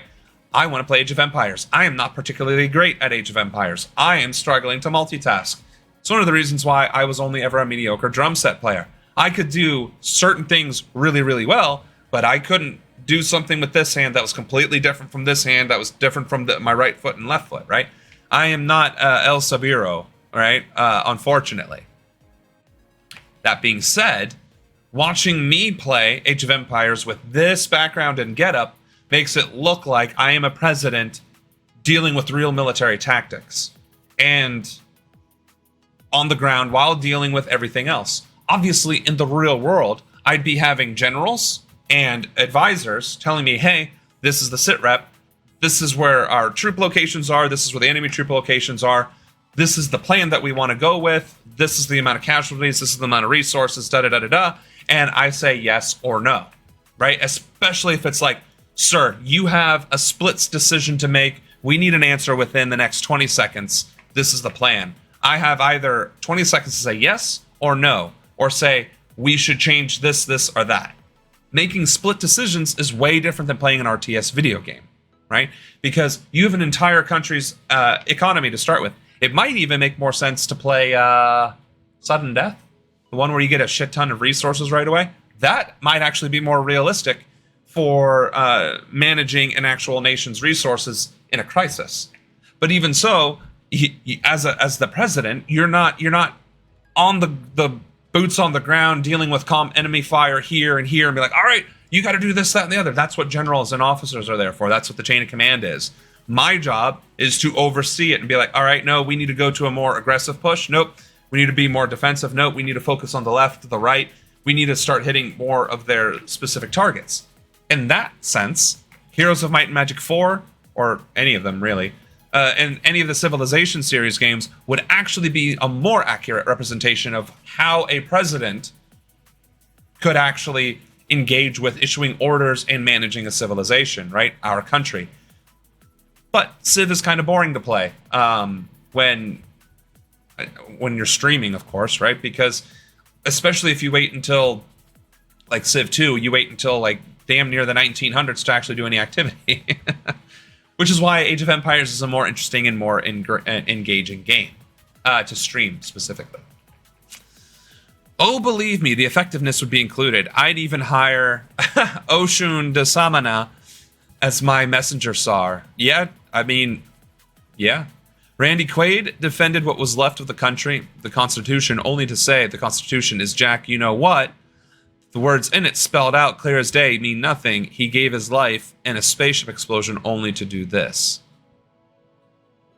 I don't understand that reference. Oh, Independence Day. Got you. I got you. I got you now. The movie. Yep. Welcome to Earth. But yes, Randy Quaid. That was the actor who was the drunk uncle or the drunk father, right? Oh my goodness. We haven't even covered all of the topics of SCOTUS yet. Like, do you understand how just detrimentally effed up that is? That we have yet to be able to even talk about all of the actual issues? Like, do you understand how screwed up that is? That the SCOTUS has committed so many horrific decisions in the past literal 7 days that we have spent an hour and a half talking about 2. Out of the 7, literally the 7, and in fact, 8 actually. This is insane. I'm gonna have to figure something out with this, and then probably remove that, and then put the chat box up. There we go. And remove that. Okay. Anywho, are you going to let me wish to proceed? This is your chance to get 2 top-of-the-line trimmers.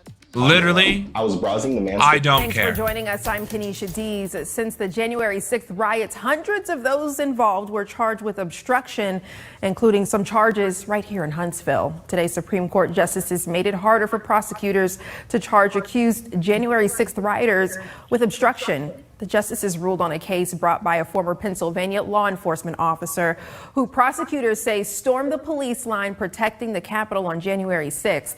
One of the charges against Joseph Fisher is obstructing an official proceeding, Congress's counting of electoral ballots. Today, the Supreme Court sent the case back to the lower courts, effectively declaring the use of the statute as prosecutorial overreach. Now, here are the Alabama connections to the January 6th Capitol breach. According to data from the Justice Department, 16 Alabama residents were arrested and charged between 2021 Out and of 23. the 300 that are now those, questionable. 8 are known to have been sentenced. No updated information on the other half. On the local level, charges were against residents from Huntsville, Arab, and Madison. The Madison case involves the so-called MAGA lumberjack seen in viral photos and videos from the insurrection. Details on his case remain undisclosed at this time. So that wasn't the in-depth thing that I thought it was going to be. Immunity case. No, we definitely need to do Jan 6th SCOTUS decision, because that we definitely need more of that. Joining me now, Katie Thang, MSNBC legal contributor and host of the Katie Thang Show that immediately preceded this one. So thank I have you a for lot the of OT, potential my friend. titles. Some of them I And can't Leah mention on Littman, stream. co-host of the Calm Strict down, Scrutiny Oshun. podcast and assistant director, or rather professor of law at the University of Michigan Law School. Good to see you again, Leah. So I'll start with you, Leah, because first on this obstruction charges decision, unlike the other cases that were decided yesterday along ideological lines, liberal Justice Ketanji Brown Jackson sided with the majority, and then conservative Justice Amy Coney Barrett with the minority. She's clearly not a liberal justice, okay? Clearly not if there's a bunch of 6-3s. Are you kidding me? Wow. Can we please spell play out this decision and how thing? it could impact the January 6 rioters going forward? So what the decision did is it narrowed the interpretation of one of the statutes that many of the January 6 defendants had been charged with, obstructing an official proceeding. And what the 6 justices said in the majority is, in order to obtain a conviction under that statute, prosecutors had to show that the defendants obstructed a proceeding in a way that affected the availability of documents, evidence, or records, because this statute was passed in the wake of Enron, and that was basically Congress's purpose and design in enacting the statute. So that decision could be significant for Donald Trump's case, because 2 of the 4 charges that special counsel Jack Smith brought in the election interference case against Donald Trump were based on this statute. And so I think the most significant side of this ruling to Donald Trump's case is that it could add some additional delay, because it's going to require the prosecutors to add in some additional proof and prove some additional elements in order to obtain a conviction in this case. And given that the Supreme Court has already delayed the possibility of an election interference trial, that additional delay could prove quite significant. Okay, so Katie, when you have 2 of the 4... I don't even know what to say anymore. We have liberal Supreme Court justices siding with the conservative bloc, making it harder to... I mean... Swing, yeah. For legal reasons, we're talking about shaving. This is also okay. So if storming the Capitol building is not obstruction of official proceedings, then what is? I mean, seriously. I mean, why doesn't every single Black Lives Matter, pussy hat wearing, left-wing, tree-hugging hippie organization just storm the Capitol right now and just occupy Capitol? Because evidently it's not against the law now, which is why it hasn't been happening, right? I guess it's only not against the law when it's the former president's supporters doing it, which is, again, to be clear, I'm not encouraging, I'm not advocating, I'm not stating, I don't have a large enough reach to even get that off the ground. My point is, if these January 6th rioters can storm the Capitol building and not be charged for that very crime, obstruction of official proceedings. Granted, you would think storming the Capitol building in of itself would be some sort of crime. Like, hey, you shouldn't occupy the official... I don't know. Because then we're talking about protesting, right? And if we're talking about protesting, then occupying public spaces is certainly covered under the First Amendment, except, you know, the police, CIA, and FBI, and big, meaty men with big, scary guns consistently do not allow that to happen, right? And they get arrested and pulled out immediately. So, like...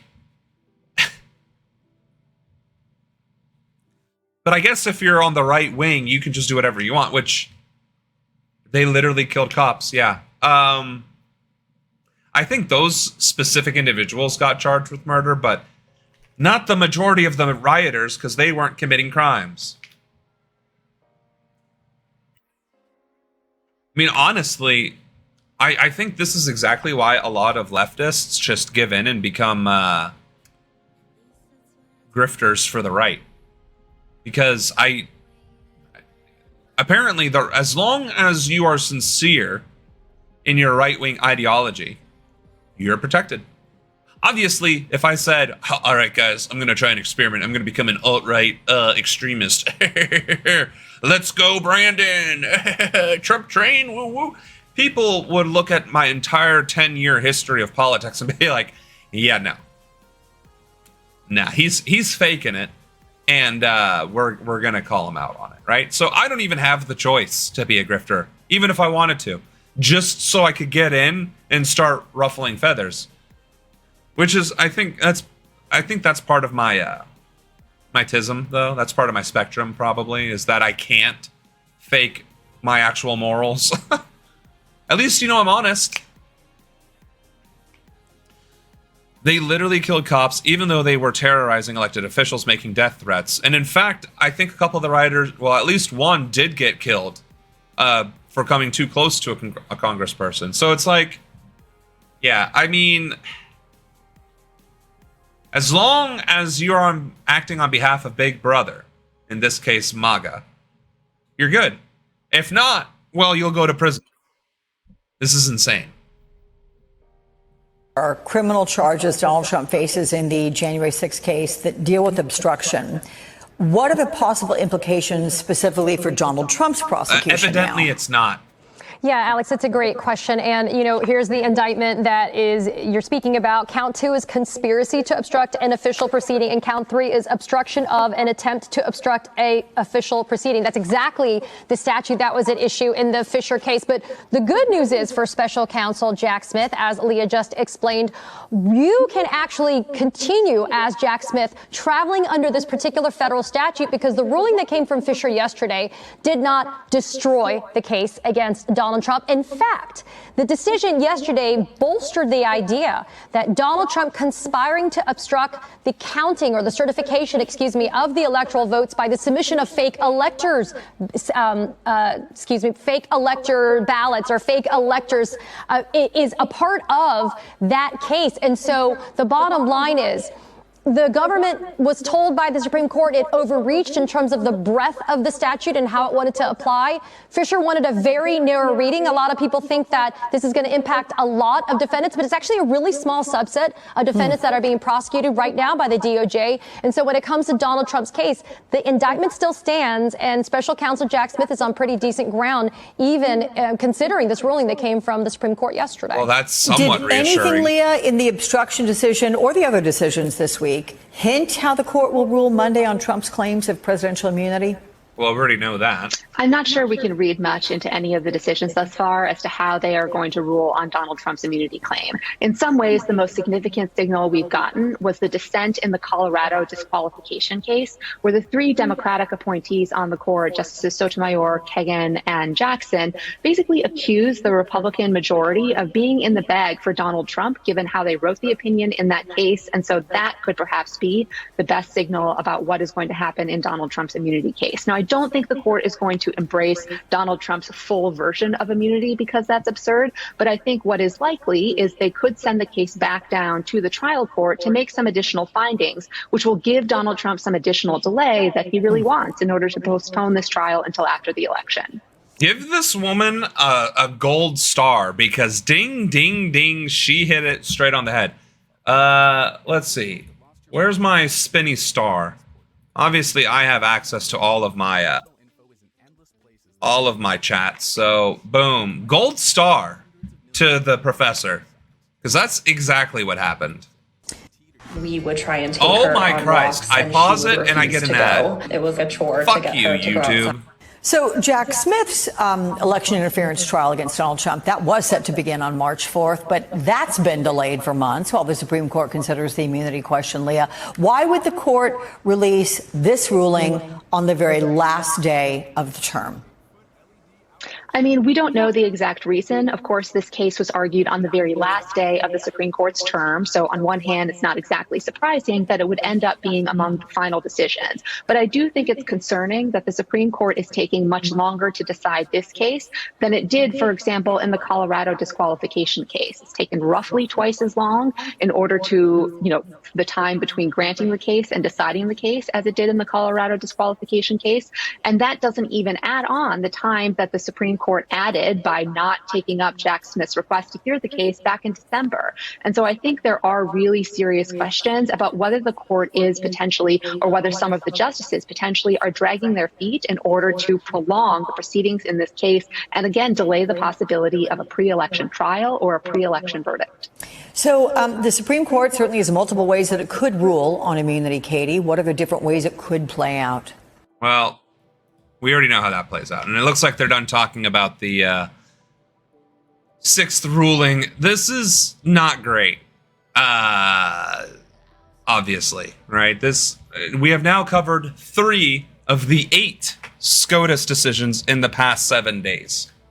And I cannot stress enough, 3 of the 8, one basically is arguing that the president can do no wrong in an official capacity, but apparently that still allows the Congress and the Senate to prosecute and convict, right, through the impeachment process. But then that begs the question then, okay, if the president has immunity, then he can't be impeached to begin with. And again, I'm not a lawyer, I'm not a judge, but like as a layman who has been considered fairly intelligent, that's the immediate connections that I'm making there. And I'm fairly certain, actually, that was the exact, well, no, nobody talked about impeachment. But they were talking about the potential ramifications, such as persecuting your political rivals. Now, granted, assassination was the word used, but persecution is still quite readily available now. And the only thing I can think of is that this is only going to set the stage for an authoritarian dictatorship. That's the only thing. We are literally at this point in this juncture of our nation's history, and it could be argued that maybe we have been for quite some time, but it is becoming readily apparent that as of this moment, with these rulings that gutted federal agencies, that are empowering the office of the presidency, and that are empowering the attempted coup, let's call it what it is, that we are a democracy in name only. That we are ruled by one party, the Republican Party, and that their modus operandi is to shove their rhetoric and their people down our throats and rule with impunity.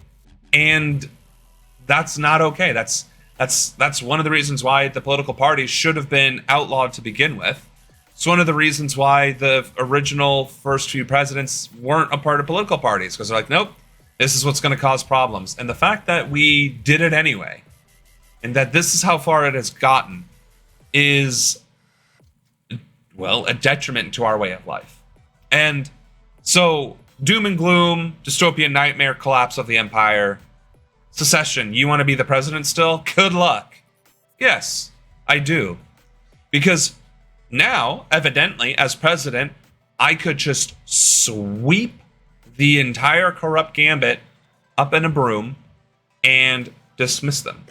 Now I have the authority to do that. As president, I'm not committing a crime. Even going after political opponents, like, nope, you voted in favor of Israel. You voted in favor of pharma harming and poisoning citizens.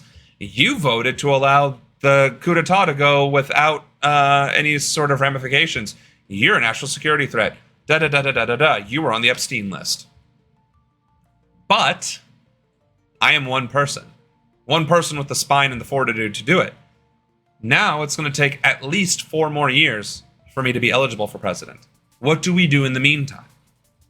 Go to my homepage, the About page on SaSeshen, click on Contact Your Rep, put in your address, and contact every single person that is on your list and tell them that you do not stand with the SCOTUS decisions, that you do not approve of their legislative processes, that they need to start doing their jobs on behalf of and in favor of the citizenry, their constituents, not big business, not literally their own self-interest, right? These are the things that we need to be pushing now, yesterday, 3, 10, 20 years ago, but we need to be doing this immediately. And I hope this channel starts growing.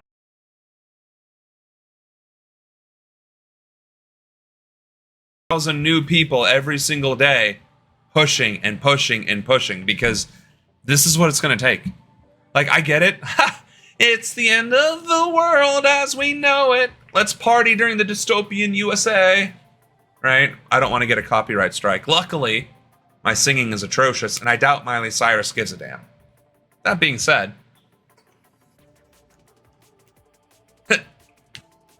if we don't start paying attention and start getting active, and if we allow this suppression of our voices to continue and to have our vote and our authorities taken away as citizens, then we kind of have it coming, right? I'm not going to give up without a fight. I hope you don't either. Let's see, where were we on this? Oh, the punditry. Okay. So, no, Biden should leave the race. Go figure. Pop culture was trying to talk about the religion this whole time, and now we haven't seen him in chat for a while, but Supreme Court ruling. Oh, yeah, that's right. Now, but check this out. Homelessness, election petition, Colorado, right to travel, child support, suppressor, Second Amendment, Colorado ballot, concealed carry. Like, do you see all this? Colorado case, I think, is the one that we need, though. That's immunity. Oh, I see. Bible case. Or was this just Oklahoma? Oh, was that not the Supreme Court? Okay, so Oklahoma Bible in classrooms. State superintendent. That's what. Okay, my bad. At Vistaprint, we print your brain. I'm still here. I had to go make a scrambled egg and toast for my mom. That's fair, bro. Actually, it is about that time, isn't it? Hold on a second. We'll just go ahead and play. Like t-shirts, hats, I'm gonna totes, go warm up my hoodies, dinner and as well. Turn now to Oklahoma tonight and the new ruling involving the Bible in public schools. That state now mandating teaching the Bible in schools effective immediately, calling it an indispensable historical and cultural touchstone. Here's Matt Rivers tonight. Tonight, the top education official in Oklahoma directing all schools across the state to incorporate the Bible and the 10 Commandments into the curriculum. The new requirement for grades 5 through 12, effective immediately. Every teacher, every classroom in the state will have a Bible in the classroom and will be teaching from the Bible in the classroom. Oklahoma's Superintendent Ryan Walters calling the Bible a necessary historical document to teach our kids about the history of this country. Where? Egg's actually plural, and egg doesn't make enough. No, it certainly doesn't, and you're a good son. I don't know what your age is, so maybe I need to tone down my vulgarity a little bit, but still, this is insane. American history, show me where in the Bible the United States of America is mentioned anywhere. I will even be generous enough to state England, Europe. You know what? I'll even be more generous than that. Any other continent that isn't the Middle East. Show me in the Bible where there is any mention whatsoever about anything other than a very, very small part of the Middle East. Oh, he's older than me? Never mind. Okay. Well, you know, just listen.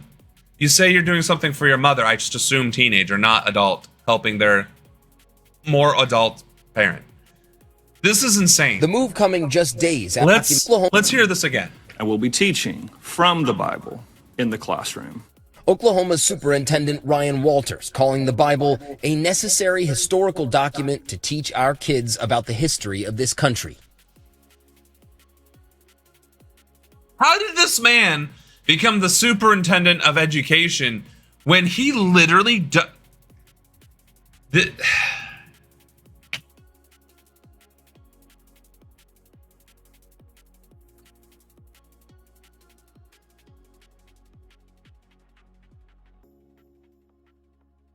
The move coming just days after Louisiana became the first state to require all public school classrooms to display the Ten Commandments. Texas and Utah weighing similar laws.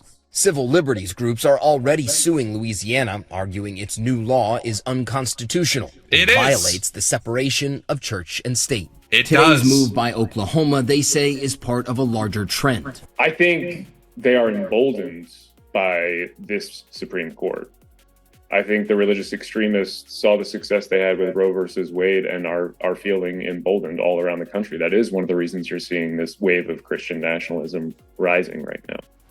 And that's exactly David, what it is. Oklahoma will be giving its school districts instructions on how to implement this policy for the upcoming school year, but the state superintendent says strict and immediate compliance is expected. David? Matt Rivers in Los Angeles tonight. Matt, thank you.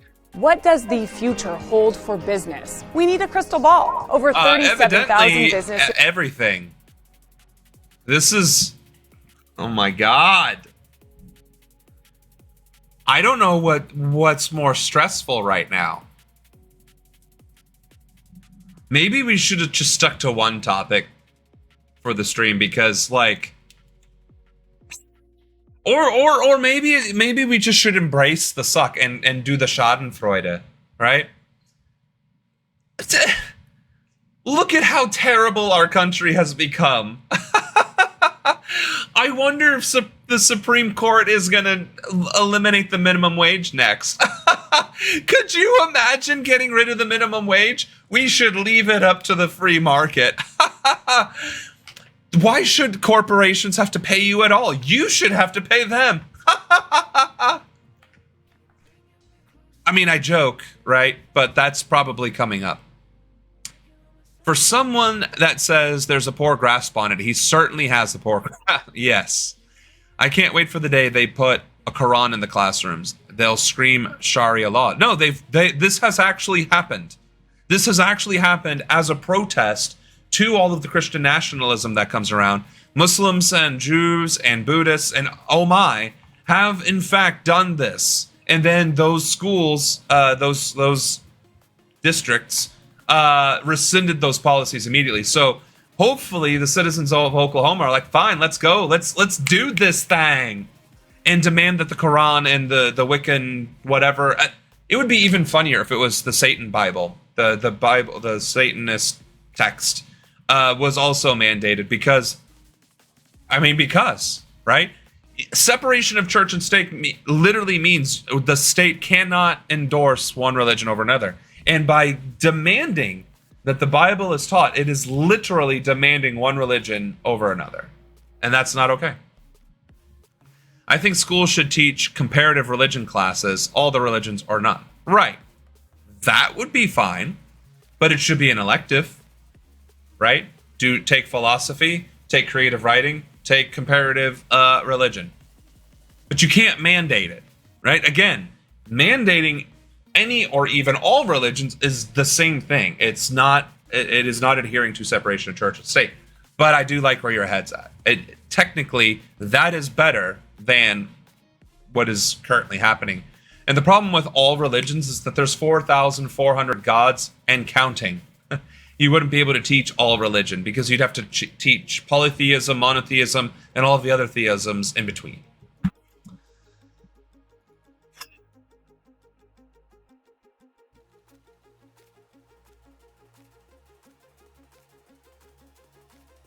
It's bad. Yeah, so are these damn ads. These are relentless. The Supreme Court has finally released it. It wasn't too long ago that somebody said, putting congratulations, Mike and Matt, on your wedding marks you for eternal damnation, but is now saying Jewish teachers can't say that teaching the New Testament betrays the covenant formed at bar mitzvah.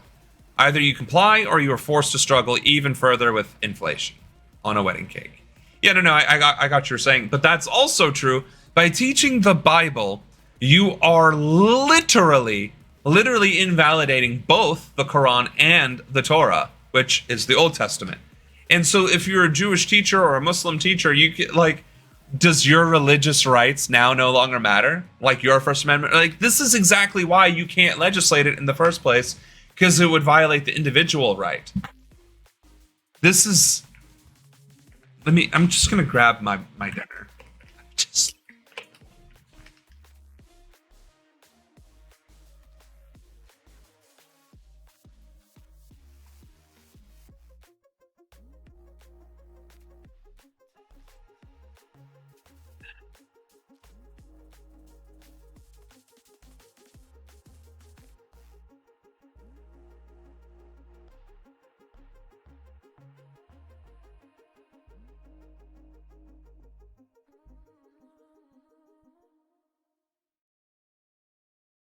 Its ruling on this long awaited case, saying that Trump has immunity from official acts. In several cases, they cite what official acts may be, but they also leave a number of others open for lower courts to make a final determination on. We're going to be talking a lot about the legal implications of all this. I want to first bring in CNN's Van Jones and Scott Jennings. Van, as you look at this, what stands out to you? Well, it's a very concerning outcome. You know, there's a maxim that says in law, bad facts. You won't have Mike Huckabee championing you like he did that woman who said no marriage licenses to some. Oh yeah, I remember that. My dad used to teach a theology class in which students learned about the main monotheistic religions and Buddhism. But it was an alternative course in college. Exactly, in college.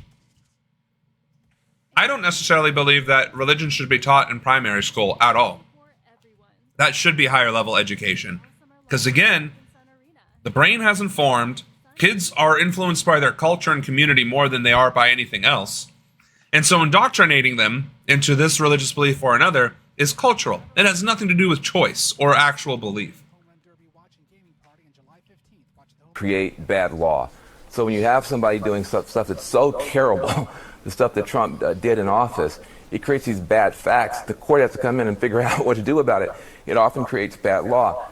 Basically, the question is, Supreme Court, do you more care about the unlawful conduct of a sitting president or possibly the unfair prosecution of a former president?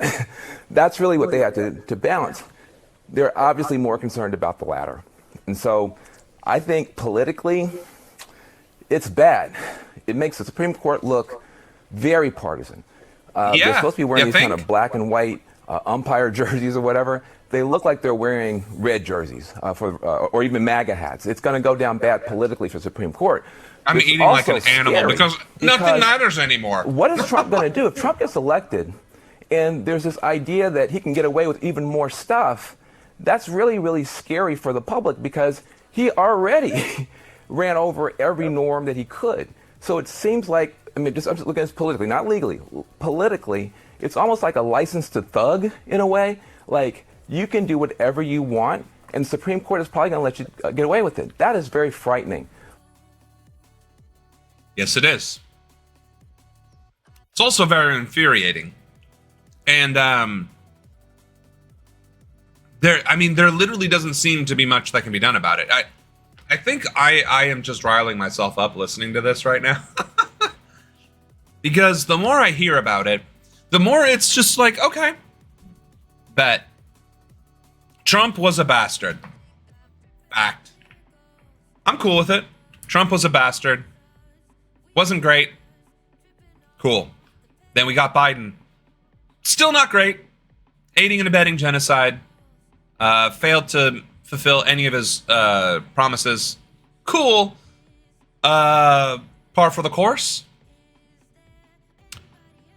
I guess when you have a bad president and a very partisan Congress, you expect the country to just kind of shamble along, but you don't expect things to get worse or better. It's just, this was decent, this wasn't. It all evens out, right? Sum zero.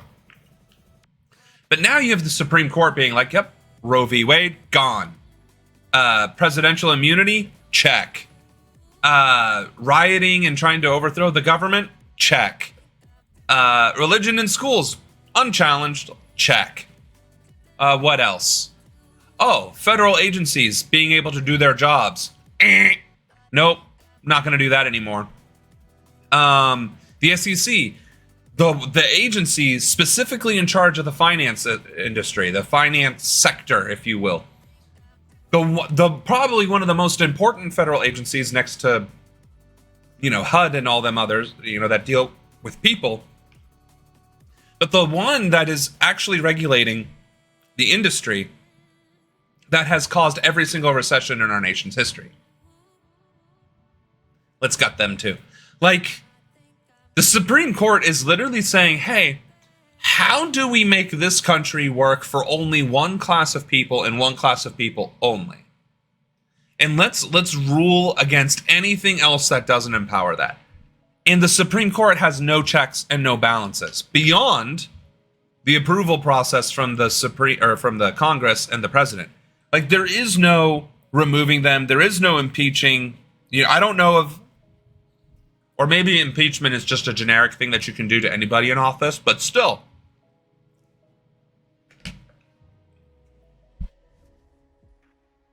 This is really ridiculous. As part of my college requirements, I was forced to take 3 theology courses. I, too, was forced to take a religious course. Religious art interpretation in my college course in Wright State University. Back in, 2008. So, yeah, that shit happens for real, even in the private sector. And without, the religious nut jobs. One of them was called Christian Marriages. It was where I was introduced to the movie Who's Afraid of Virginia Woolf? Also, all 3 of my courses were taught by this one guy whose character went down the toilet, flushed down in the 3rd one. He was horrible to one of my classmates who was in a wheelchair and had a para and stuff. I remember I did a report for him about my relationship with God and experience. I took my bar mitzvah. He wrote an insulting message on it like this could be done in 2 pages or something like that. Right. Because when you mandate religious zealotry by religious zealots, and it gets taught by religious zealots, that's what you get, is religious zealotry. And we've already had a period in which the Christian Catholic Church dominated politics and society. It was known as the Dark Ages. The highlights of which were the Inquisition, the Crusades, burning women at the stake who could read, murdering peasants who didn't go to church, committing acts of genocide and other atrocities against other nation states in the name of God. The list literally goes on. Unabated. That for 1,000 years, Europe underwent a dark ages because of the Catholic Church, because of Christendom. Now, the rest of the world didn't undergo. They were going through a golden age. But then we had the Renaissance, which was thanks to the Middle East coming back to Europe and bringing it back to us. It could also be argued that it began with Marco Polo and the Mongolian Khanate. Notwithstanding, once gunpowder became a thing, and you had religious zealotry with gunpowder, reinventing, concepts that had been lost for generations by Europeans, that was well-known fact in the Middle East. Yeah, gunpowder go boom, society collapses, cultures get inundated.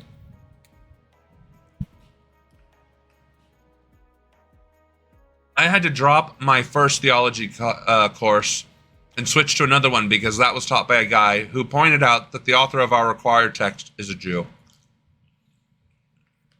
Considering Jesus Christ was a Jew. I mean, and he didn't found the Church of Christ. That's the other thing. Jesus was not a Christian. He was a Jew, advocating Jewish belief and thought processes, and trying to reaffirm that covenant.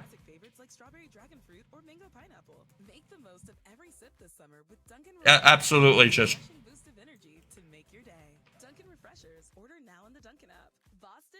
Absolutely just insane. I don't even remember what section we were on. It wasn't that one. It was this one. In this case, and so I'm very, very concerned. Scott Jennings, Justice Sotomayor, in her dissent, essentially makes that argument, saying the main takeaway of today's decision is that all of a president's official acts defined without regard to motive or intent are entitled to immunity that is at least presumptive and quite possibly absolute. Check this out. I'm going to show you how I afforded this car. Okay, you ready? All right, $118 for...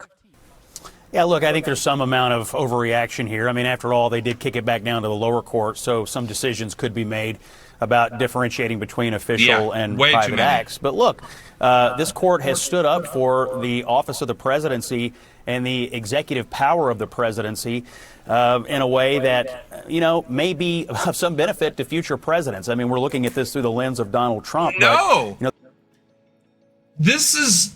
No! No! I need to get a spray bottle. Of course, then I'd ruin my monitor. But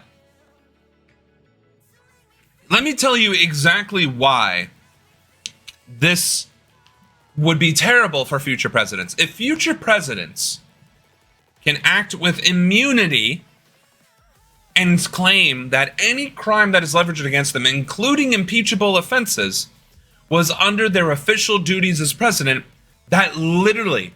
I cannot stress enough that this is literally stating that presidents can rig elections, politically go after their political rivals, murdering them, and literally just violate. I mean, it's the Gill thing, the Gish Gallop. It is literally the Gish Gallop. For the president, if his actions or her are immune to prosecution or to considered illegality, it is the Gish Gallop. All they have to do is do da-da-da-da-da-da-da, right? It starts off small. They fired a judge because they didn't like him. They fired a prosecutor, they didn't like him. They restocked the cabinet, which they do anyway, but then... made sure that other positions beneath the cabinet that would have been otherwise unchanged also gets a bit of a misnomer. And then they start pulling Supreme Court justices. Now they start going after Congress people. Now they go after senators. They go after governors. They go after state congress people. They go after mayors of major cities. They go after industry leaders. They go after industry titans, right? Those that are somehow actually moral or ethical. Good luck trying to find one, but say there are some, right? And then until it becomes death, death, death, death, death. I am now Il Duce. I am now president for life. Like, that is it isn't even a slippery slope. It is the actual progression. Like, first, the president is immune to any sort of persecution for their wrongdoing. Next, they solidify their power base. Then they start eliminating threats to their power base. Then they just solidify their complete power and control and authority. And then we have dictatorship. Like, that's literally how it has worked every single time throughout history. You'd think the nun would be on their side. Wow. Oh, I missed something. I attended Catholic school when I was in the 3rd grade. A classmate asked if Jesus was Catholic. I replied that no, he was Jewish. All the kids laughed at me. The nun teaching the class said that I was correct. No, because the nun probably actually studied the Bible. Oh, I'm not surprised that he's all for rigging. He's not saying CNN gave him more time at that debate than what was granted. I didn't speak up for the governors because I wasn't a governor, yada yada. Then they came for me because I am a private citizen. Yeah, exactly. I don't remember which scene this was, so gotta hunt for it. And are entitled to immunity that is at least presumptive and quite possibly absolute. Yeah, look, I think there's some amount of overreaction here. I mean, after all, they did kick it back down to the lower court, so some decisions could be made about differentiating between official and private acts. But look, this court has stood up for the office of the presidency and the executive power of the presidency in a way that, you know, may be of some benefit to future presidents. I mean, we're looking at this through the lens of Donald Trump, but, you know, the President of the United States has a lot of power for a reason.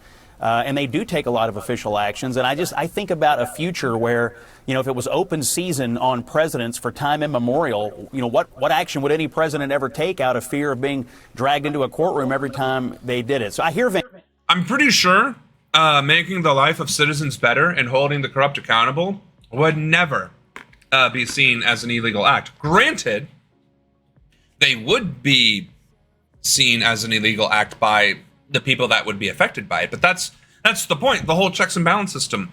Either we have a government with authority and the power to actually govern, or we don't. And what we have right now is an extremely dangerous precedent, which sets the stage for an autocratic government. Period. Yeah, a mix of Idiocracy and House of Cards. Maybe we should just watch Idiocracy. I know that would be a major copyright strike, but I mean, I don't know if it's fair use if you watch it and comment on it. Right, the president can't be charged for war crimes. Like aiding and abetting genocide. Like torturing prisoners in Guantanamo Bay. Like bombing Syrian children. Like invading Iraq and Afghanistan under false pretenses. Yeah, now it's a documentary. And I think there's interesting arguments on both sides of this today. I've listened to some of arguments like what Van has made.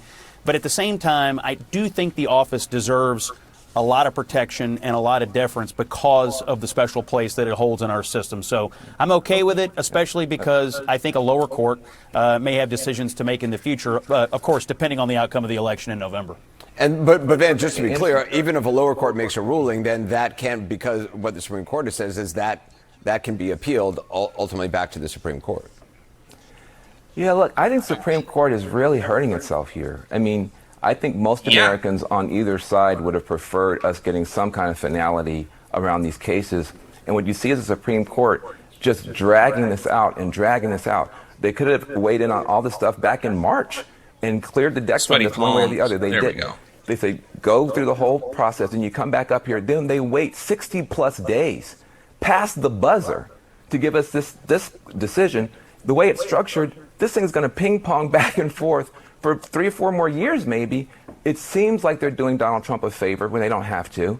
The ruling does seem to be much more concerned about unleashing the presidency than constraining the presidency. That's fine, except that there's a different balance here. Now you're concerned.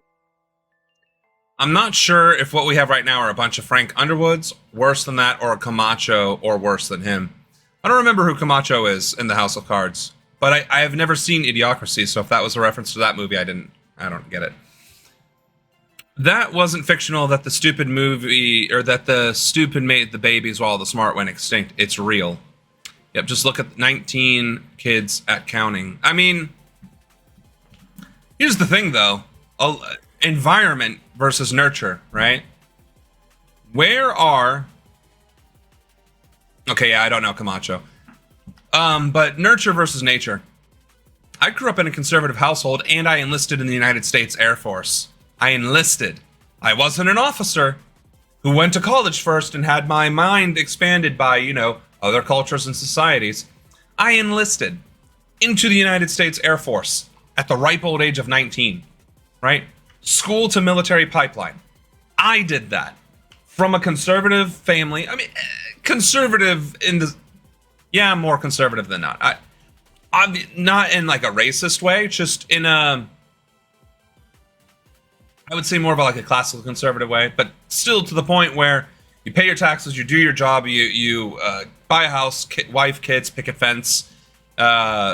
You don't harass people and all that stuff. Like, so I guess conservative without the racism. All right. I grew up like that. My school was like that. I, for the most part, acted like that, and then I enlisted. It wasn't until October 2013 where the wool was finally pulled off over my eyes, the veil was lifted, and I realized, like, our government is freaking corrupt. And serving my country is not going to happen in the Air Force or in the military in general. Granted, I might have to re-enlist again because of circumstances, but the fact remains, like, we're not the good guys. America is not the good guys. Our government is not supporting the people, and it doesn't... Oh, I'm sorry, I went off on a different tangent. What I was saying was, people are raised to think and feel a certain way, and only those people that make a concerted effort to change or to learn will. It's the main reason why Islam is the most common religion in the Middle East and Africa. Why is that? Just everybody just spontaneously decided to be Muslim in the Middle East and Africa? No. That's where the culture is. The African Moors went into Spain, stayed there for like several hundred years, brought culture and science back to Europe, which led to the Renaissance, got pushed out, went back to Africa, and had also been trading with the Middle East, which again was where Muhammad was from. So like you have the entire Middle East going all the way across to Hindu India, where now it's Pakistan and Bangladesh, and all the way around, right? It's where they grew up. It's why Hindus, right, believers in the Hindu faith are from India and not Australia or Germany or Brazil, right? You don't wake up one day in America and be like, I am Hindu. Why would you? Because you're surrounded by Catholicism, by Christianity. So why Europe and America, Canada, Australia, Western nations are Catholic and Christian because that is how they have been raised generations upon generations. Sure, fine, there's the Protestants and the Catholics and this and the that, but fundamentally it's all Christendom, right? It's all Jesus Christ Bible. So no, I would not say that stupid people breed stupid people and smart people breed smart people. It's your environment dictates a large majority of what you're going to get. And worse than that is your zip code. You're finding the likelihood that you will succeed based on your zip code is extremely, unfortunately, telling. If you grow up wealthy, you're going to succeed. If you grow up poor, you're not. We don't have a meritocracy. So I just that long tangent. Let's see. Camacho from Idiocracy, President in Idiocracy. He was a wrestler. Oh, much better than the what we got. Discord Watch. Your family sounds more centrist. Yeah, they were probably more centrist. And the public is outraged by hearing this truth, like a modern-day Woodrow Wilson or John Adams stifling speech. Right. My parents had similar backgrounds, but my mom was conservative, more conservative than my dad. I am more to the left than both. I am as left as my great-grandparents. Yeah, well, and that's the thing. You grew up in an environment that allowed it and taught you from a very young age, right? Enabled you to make those decisions. I mean, I am significantly far to the left of my family. Like, I don't know that there's a single family member of mine that is on the same spectrum as I am. Now, granted, I would still consider most of mine centrist with maybe conservative leanings, but there is nobody that is fundamentally leftist. And I am fundamentally leftist. To the Overton window leftism. This is at least partly why they want the Bible taught in public schools. So you won't come home to them and say you are following something that they are against, you following or becoming, even if you say the history of what we're brought up to follow is full of disgusting stuff. Right. And that's the thing, too. I mean, with the book bans, there were bans against the Bible because it showed bestiality, pedophilia, rape, and slavery, right? These are all things that shouldn't be taught to schools, let alone children. And again, this guy from Oklahoma said the Bible needs to be taught from ages 5, or from the 5th grade through the 12th grade. So for 7 of the 12 years. Do you know how old a 5th grader is? 10. 11. So he is literally mandating to religiously indoctrinate children as children well into their early adulthood. That's not okay. That's just, das ist nicht gut.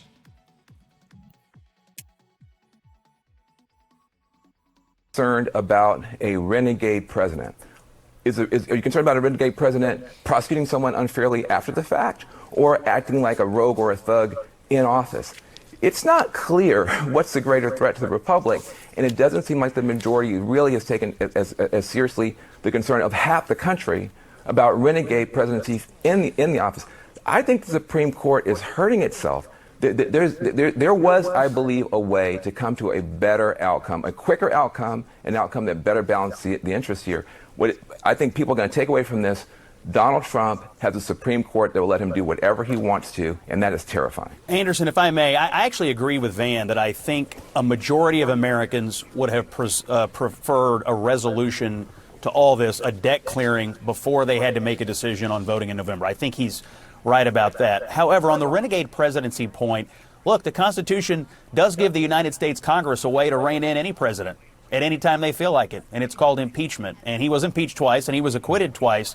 But at the end of the day, this is the wisdom of the founders. They gave us the ultimate political tool to rein in any presidency at any time they felt like it. The other people who can rein in a president are the voters. And voters in November ultimately are going to look at all this and make decisions about whether they're comfortable with Donald Trump or Joe Biden, given the circumstances we know about today. So even if you're upset about the legal decision today, remember, we have political processes in place, and this is another reminder that if the Congress so chose, it could reclaim the power given to it by the Constitution to do a lot of things at any time it wants. It's not done that much lately, but it could if it felt like it. That is the entire point. All right, so we're on SR4. Okay. That is the whole point, though. Congress isn't doing these things. And in fact, it's because because it's not about the legislative branch, the executive branch, or the judicial branch anymore. It's about the Republican Party shoring up its defenses, encapsulating its power structure, and shoving it down everyone else's throat. This isn't about the legislative branch, House or Senate, versus the executive branch, the president, or the judicial branch, the Supreme Court. This isn't that. This has nothing to do with the Constitution. It has everything to do with a political party trying to usurp power, period. And that's what's not being discussed here. And so they tell you they are doing this so you grow up pure and wholesome. But then they say that in order to get further up the economic or political ladder, you have to not be wholesome and pure. The wholesome and pure are their targets to destroy, so the ugly personalities get what they have been seeking. I disagree. I think what they're going to do is go the religious zealot route. If you don't prove your loyalty to Christ, you're not going to be able to ascend through the political, private, or public ranks. I think that is the next step. National or Christian nationalism is literally that. And we are seeing the first steps being taken right now. Well, no, that's not true. It's not the first steps. These are the largest steps that have been taken in our nation's history towards Christian nationalism. We could also argue that the anti-communist rhetoric and putting "in God we trust" on our legal currency, that was probably the first major step. But this is certainly in our lifetime the biggest. I attended Catholic school until the 8th grade, and I'm not religious. Leah attends Catholic school, and she's already questioning religion. The main point is that it's unconstitutional to teach any religion in public schools because we have separation of church and state. People want their kids to learn religion at school, they can enroll them in religious schools. And I agree with that.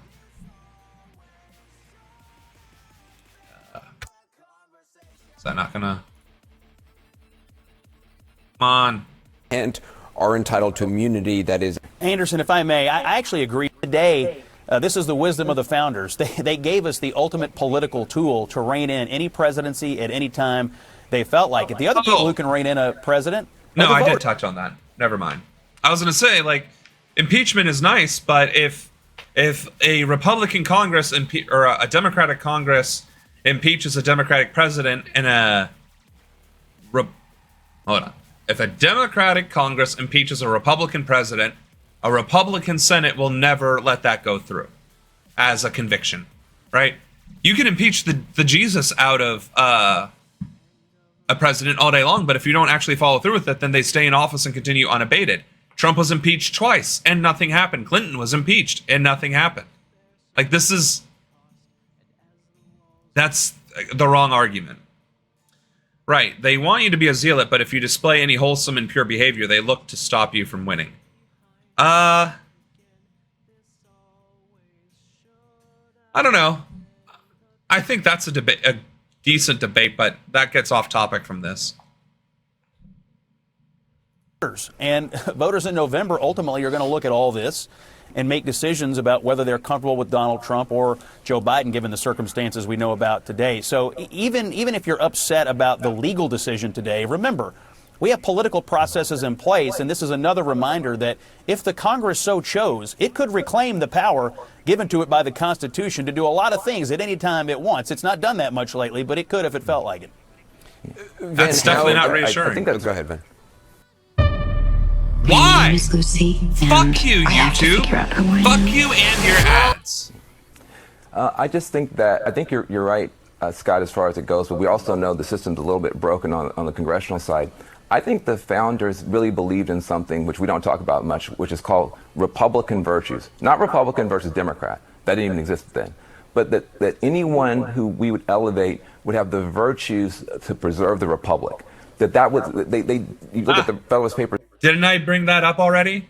That the founding fathers specifically weren't anticipating this level of corruption, this blatant, egregious disregard for everything that has been fought for up until this point. Like, yes, I think the Constitution was written with a little bit of rose-colored glasses, thinking, you know what? We just fought this war. We just won this war. We're going to steal from the indigenous Congress. I think it was like the Native American Congress or something, or it was some sort of agreement between the Native American tribes at the time, and that was borrowed heavily from to make the Constitution. Fun facts. Point is, I am fairly certain the founders were like, you know what? I'm sure corruption is possible, but that's why we have the checks and the balances, and we have the impeachment process, right? So we'll keep that in mind. People can be corrupt, but surely in our heart of hearts as Americans, fresh as a country, completely left to our own devices, away from Grandpa England, surely everyone will remember those ties and those tragedies as representatives to the Republic and not just capitulate to whatever flavor of the day.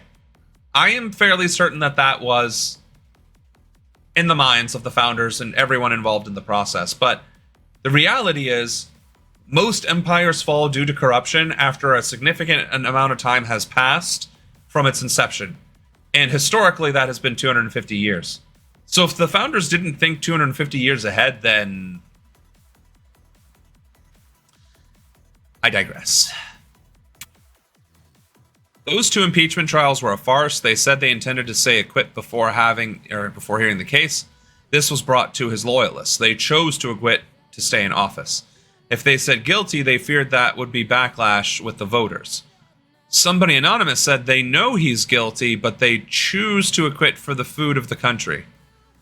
Total farce. We're hungry as a country. We are, because we can't afford food because it's doubled in prices in the past year. Thank you for defending the typo. Yes, we are starving for good stuff. And again, evidently, in order to manage a social media platform, I guess, or all of them, a social media brand, it's around $2,000 a month. So until I can afford $2,000 a month, this is what we got. But yes, we are starving for the good stuff, and I fully intend to create a presence that actually fights for the good stuff. And why does this keep going back? Can, if he's reached criminal activity, commit that was they you look at the Federalist Papers, they didn't imagine that you would have people elevated that act the way that Donald Trump is acting and act the way a lot of people in public office act today. So this is a real test. I'm concerned. It's a real test. If you have someone in office who has no respect for the law, no respect for Republican virtues, no respect for the Constitution, no respect for norms, and then you have a Supreme Court that says, well, you know what? We've never before had to look at whether you could commit crimes. The Supreme Court says there's some crimes you can commit. That's scary, man. Like that's not. I mean, you can't just hope that somehow, you know, that's why Van Jones seems so familiar. Which is broken. Is going to. I was like, why does this guy look so familiar? It's functioning, and it is basically giving a green light for criminal activity in the Oval Office under certain circumstances, which I think, given the present state of our country, is very, very scary. So, Scott, I mean, under this ruling, do you believe then that a president can, if he reaches out to somebody in the Justice Department to prosecute somebody, or reaches out to somebody in the Justice Department or the military to do something which, if it wasn't the president asking, would be illegal or would have a corrupt end, that he's allowed to do that? So he's actually one of the good ones. Well, I believe, look, I'm not a lawyer, and Van's got an advantage over me in this debate because he's got a law degree and I don't. So I don't know the answer to your question, but here's what I do know. If the president does anything at all that the United States Congress decides is corrupt, has corrupt intent, or however you just described it, they can take action immediately. They really can. And so, I go back to the ultimate fail-safe that the founders built into our Constitution. And I would think that in some of these extreme circumstances that people who are worried about this ruling keep laying out, ultimately the United States Congress can take control of the U.S. government and throw the president out of office any time they feel like it. So I guess I'm not as worried about the extremities here. And by the way, on Republican virtues, by the way, and Scott, have you noticed some of the folks who are in Congress? I mean, you're putting a lot of faith in the maybe you're looking at the Senate as the last bastion. But listen, I hear you, and I understand what you're saying. No, my faith is in the people of the United God States. Forbid, they elect the Congress, they elect the United people. States Senate. Ultimately, if you don't have faith in what voters do and who they send, then what are we all talking about here? And you can say that it's broken, and you can argue that people, that you don't like some of them there or whatever. At the end of the day, if we don't have faith in the voters and the people they send, then I'm not sure what we're fighting about today. So I'm going to take a glass half full approach to the people of the United States of America and the system that was set up by our founders. I mean, don't get me wrong. That's exactly what we should be saying, is that, well, it's up to the American people to decide what kind of government we want. And that is ultimately true, which is why I said voting matters. It 100% matters. Because we're seeing the aftermath of, I'll just vote for Trump train, right? But the reality is, we as a country just do not take our civil liberties seriously. We just don't. And we don't even have the means to truly educate ourselves on the issues or the current legislative policies or any of that, because it's written in such gobbledygook that only lawyers understand. And sure, maybe there's a reason for that, right? If legislation was written in plain English, maybe there would be more gray area and ways to get around it. But the fundamental problem is that the American voter is not generally informed. They just go by red or blue. And that's not okay. I see it on social media all the time. Well, we got to stick by Biden or else things will get worse. Like, no. We could all collectively vote for Jill Stein. We could all collectively vote for Greens. We could all collectively ignore any political party and vote for independents. We could collectively do that and just scan the ballot on election day and be like, who is not party affiliated? Cool. I vote for that person. We could collectively do that and disrupt the entire political process in one day. But we won't, because there's too much fear. Far too much fear, which has been bred into us from very early ages and is constantly reinforced by both parties. We could collectively vote for me. You could. We just need to convince 270 million people to do that. Let's see. Seinfeld came true when Kramer got fired for being suspected of being a commie. Did you mention about Bill Clinton is now cleared of any wrongdoing for the Monica thing? Yes, I did. I did mention that. I couldn't remember her name. That was unofficial? Was it, though? Was it unofficial? I did not have sexual relations with that woman. Well, I had official relations with that woman. The fact that she decided to give me a blowjob, what am I? So, I don't know. However we start the 270 million voter campaign, anybody else? I'm anybody. As I keep telling people, what makes a candidate electable if people vote for that candidate. Exactly. And the thing is, the vote blue no matter who crowd is still very, very, very vocal. And the problem is, you're not going to get the Republicans to change their mind because, again, it goes back to psychology and culture. Conservatives fundamentally believe in hierarchy. Fundamentally. Liberals fundamentally don't. There's already an existing hierarchy. Why should they switch? There isn't a hierarchy that they like anyway, so why should they listen? That's the fundamental problem, is that we don't have unifying forces in our politics or in our discussions anymore. I meant as president.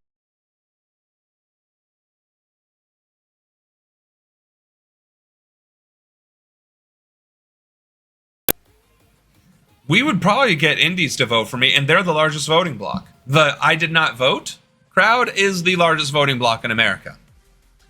Centrists tend to be conservatives. They just don't want to admit that they're conservative. But that is different than indies.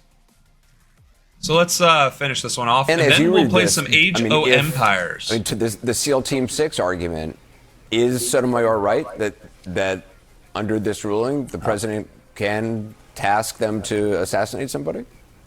Not a political rival, not a foreign leader. She's not right yet because of this idea that it has to be limited to the core responsibilities of the president. But we don't know because this thing ping pongs back and forth. I don't know. I don't know if this is a Supreme Court that it's going to be able to restrain its basic instinct to grant more and more power to the executive. But the weird thing is, they give more and more power to the executive when you're talking about the president being able to run over every norm. But then they also want to handcuff and stop the federal bureaucracy, our agencies, from protecting the American people when it comes to clean air, clean water, other. Which, I mean, we talked about this. You know what? Let's go. What was his name again? This guy is spitting.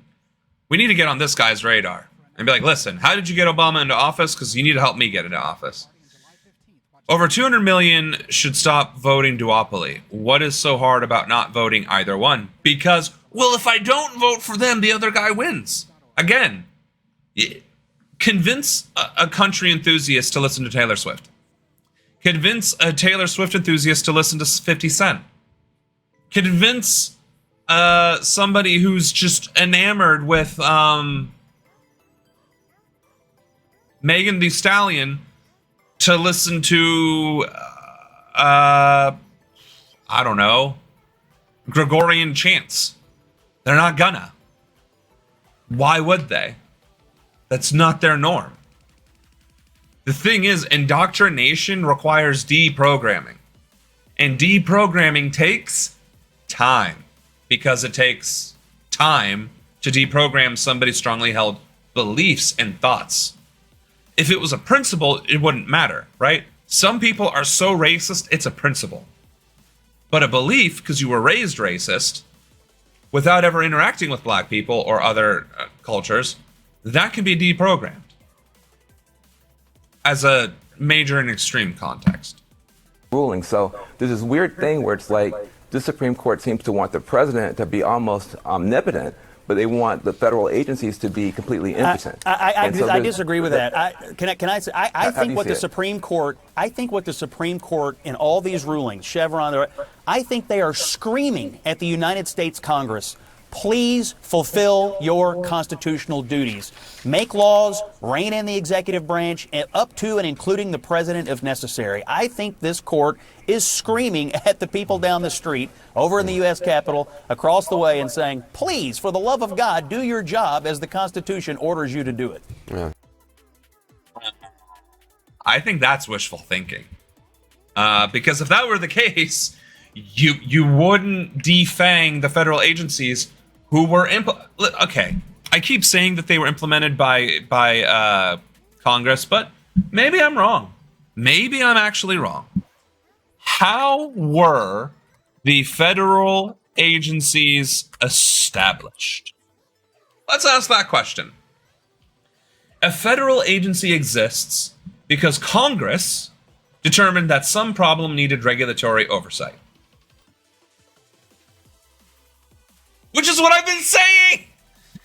Congress legislated these federal agencies into existence, ergo hoc sum Latin, wheretofore every federal agency is arguably a wing of the legislative branch, or granted authority by the legislative branch, empowered by the executive branch to carry out its duties. And the Supreme Court has literally just gutted it.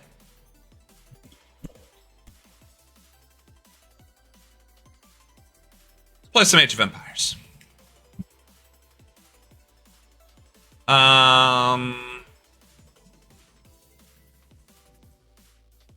This is the video discussion. What does Asmongold have to say today? Oh, I don't give a shit about that. Live, Supreme Court sends Trump immunity case back to lower courts. That's live. I don't care. Let's see. What do we got?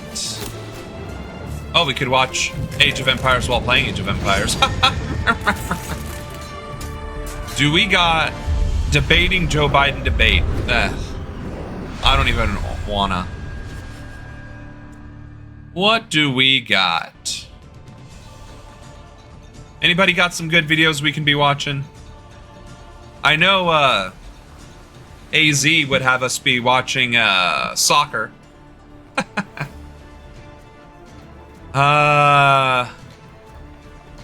RFK Jr. Oh, RFK Jr. debate. I remember somebody was talking about that. That he did that whole debate. It's Ruben. Oh, my bad. The real debate. President Joe Biden and former President Donald Trump in their rematch for wow, why is the audio such trash? Each will make his case to the union. I will be appearing to there is no studio or not in their campaign. Nobody cares. Thank you. All right. Now we're going to play some Age of Empires. Thank you. Thank you. And we're going to play against players. For better or for worse. The price of essentials has increased. For example, a basket of groceries that cost $100 then now costs more than $120.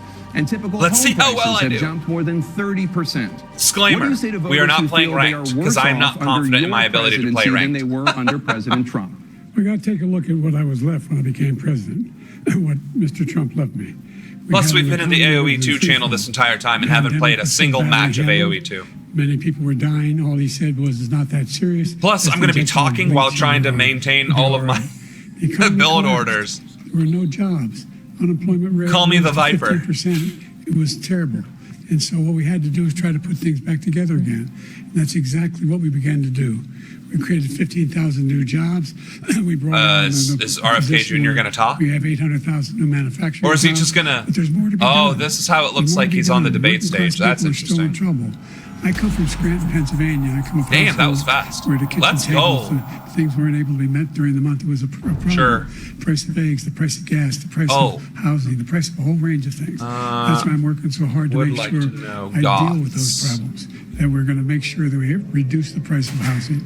We're going to make sure we build 2 million new units. We're going to make sure we cap rents so corporate greed can't take over. The combination of what I was left with in corporate greed is the reason why we're in this problem All right.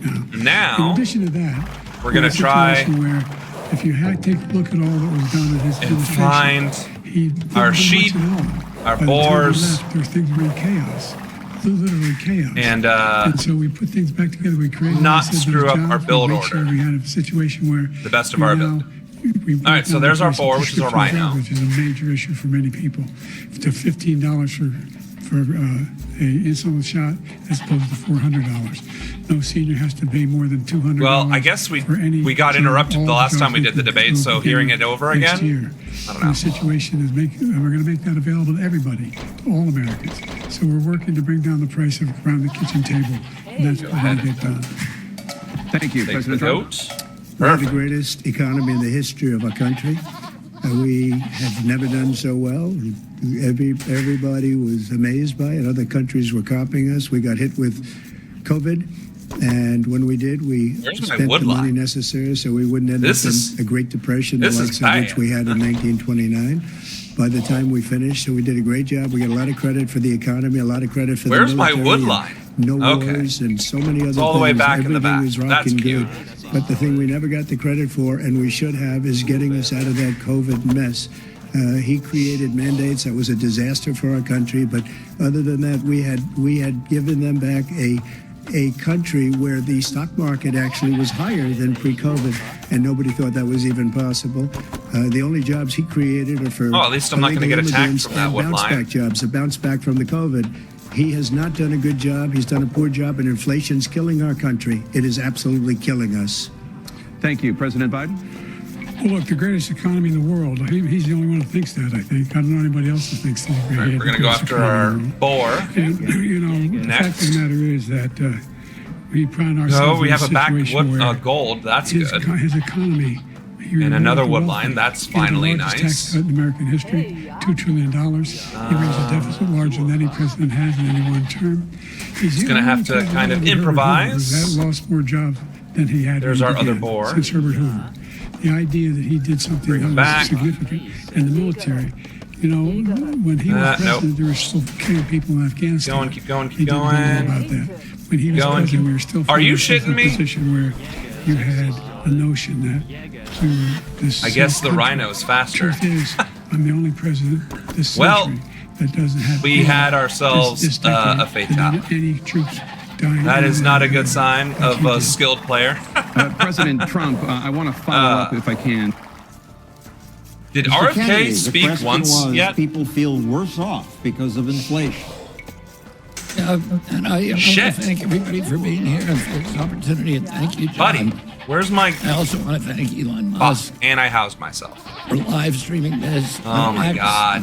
CNN made some statements suggesting that might be... That he may I get got sued too for much- That, and I'm very, very grateful. too for much, the courage going that on. he's shown to protect freedom of speech in this country. Sorry, guys. I want to just orient I'm us not a little fit bit for the about why we're presidency. here tonight. And I don't want to... I cannot manage my micro. Because this isn't a personal issue. This is something that should be very troubling for our country. What happened with this debate My uncle gave the first I was doing so good there for a minute. 1960. Ever since then, the debate has been I lost a unit and housed myself. Partisan organizations, the League of Women Voters till 1988, and then the debating commission thereafter. And this is the first time that a private corporation owns the debate. And it's troubling because CNN is making tens of millions of dollars from this debate. And so they have an incentive to go ahead and collude. Wow. With the two presidential And this is why I am not playing ranked. And again, this isn't a personal issue. Maybe I should play chess. I think I'm actually decent at chess, unironically. Our democracy. Because Americans feel like the hold on, system we is gotta. rigged. And this is this collusion with a corporation, for-profit corporation, in both those campaigns. I need you to build houses tens or hundreds before I get of housed millions in again. What are you guys doing? Payoff. Take the rhino. Is exactly oh my God. The kind of and this entire merger time, of state and corporate power that I'm running in order to oppose, and the Americans believe that the system is rigged against them. with Arabia, And this is an example the of how enemy badly rigged it is. can end up in any of the four corners. We're following the rules here. Your 2 minutes You can are do up. whatever you want with the minute that we It's your give you. show. You should get an introduction. I got to follow up. We're going back to the debate. I got to follow up, right? Well, I'm going to ask you a follow-up. You can do Not whatever you want. according to the person in my ear here. I doubt anyone else running for president can. Tariff Yeah, on all well, goods coming into the U.S. How will you ensure that that doesn't drive prices even higher? It's not going to drive them higher. It's just going to cost countries that have been ripping us off for years, like China and many others, in all fairness to China. It's going to just force them to pay us a lot of money, reduce our deficit tremendously, and give us a lot of power for other So things. he found us. He made a statement. The only thing he was right about is I gave you the largest tax cut in history. I also gave you the largest regulation cut in history. That's why we had all the jobs. And the jobs went down, and then they bounced back, and he's taking credit for bounce back jobs. You can't do that. He also said he inherited 9% inflation. All No, right. he inherited almost no inflation, and it stayed that way for 14 months. And then it So now we're going to get rushed leadership because they spent money like a bunch of people that didn't know what they were doing, and they don't know what they were doing. It was the worst, probably the worst administration in history. There's never been. And as far as Afghanistan is concerned, we're gonna go ahead and just build ourselves a wall. We're getting out with dignity, with strength, with power. He got out. It was the most embarrassing day in the history of our country's life. President Trump, over the last 8 years. Now, as the Goths, by the way, He says, you go infantry and the question was, it costs prices less were higher and because of Trump's you get to do 10% more tariff. damage. And this is another. So that's neat. Example of why this debate is a problem, because We might have to straight up go are the people who ran infantry up rush the deficit right that is away. causing the inflation. President Trump came into office promising to balance. Okay, so he's over here. Instead, he spent more money. And he in didn't find a office sheep. than every president in United States history combined. From George Washington. And they're to George W. Bulgarians. Bush, 283 years of history. I don't know why he President attacked the sheep. Biden That's petty. Will beat him. He's already run up And he's got crep $6.3 trillion hosts. in debt, and by the time he leaves office, he'll have run up more than President Trump. That's why we have inflation. Inflation is caused because they're printing money to pay for these expenses that we don't have, and that money is then a tax on the poor. That's why we have. Do you want to go get our 22% stuff? hike in home insurance. That's why I think we're going to go ahead and bread, build $6 gold. gasoline is because of the forever wars and the out of control spending Now, by these two gentlemen. You don't need to worry about We have that. a $34 trillion debt now. The Go ahead interest and alone build on that our debt food. is costing us more than our military budget. Within 5 years, 50 cents out of every dollar that we collect in taxes will go to servicing the debt. Within 10 years, 100%. This is existential. This is one of the problems that neither of these two will talk about. This is the problem. This is the reason that they need me on stage, because I would confront them with what they did. They were the ones who ran up half of this deficit. Is attributable to those two men, and that's what's causing inflation. We'll never deal with inflation if we don't deal with the money printing problem, and neither of them are going to do it. Money printing. back to the debate. I wanted that because we are going to have to go militia. I'm sorry, we're going to have to go infantry. And according to a new nonpartisan analysis, President Trump, your administration approved $8.4 trillion in new debt, while so far, President Biden, you've approved $4.3 trillion in new debt. So former President Trump, go ahead and tax build cuts that you signed into law are set to expire next year. You want to extend them and go even further, you say.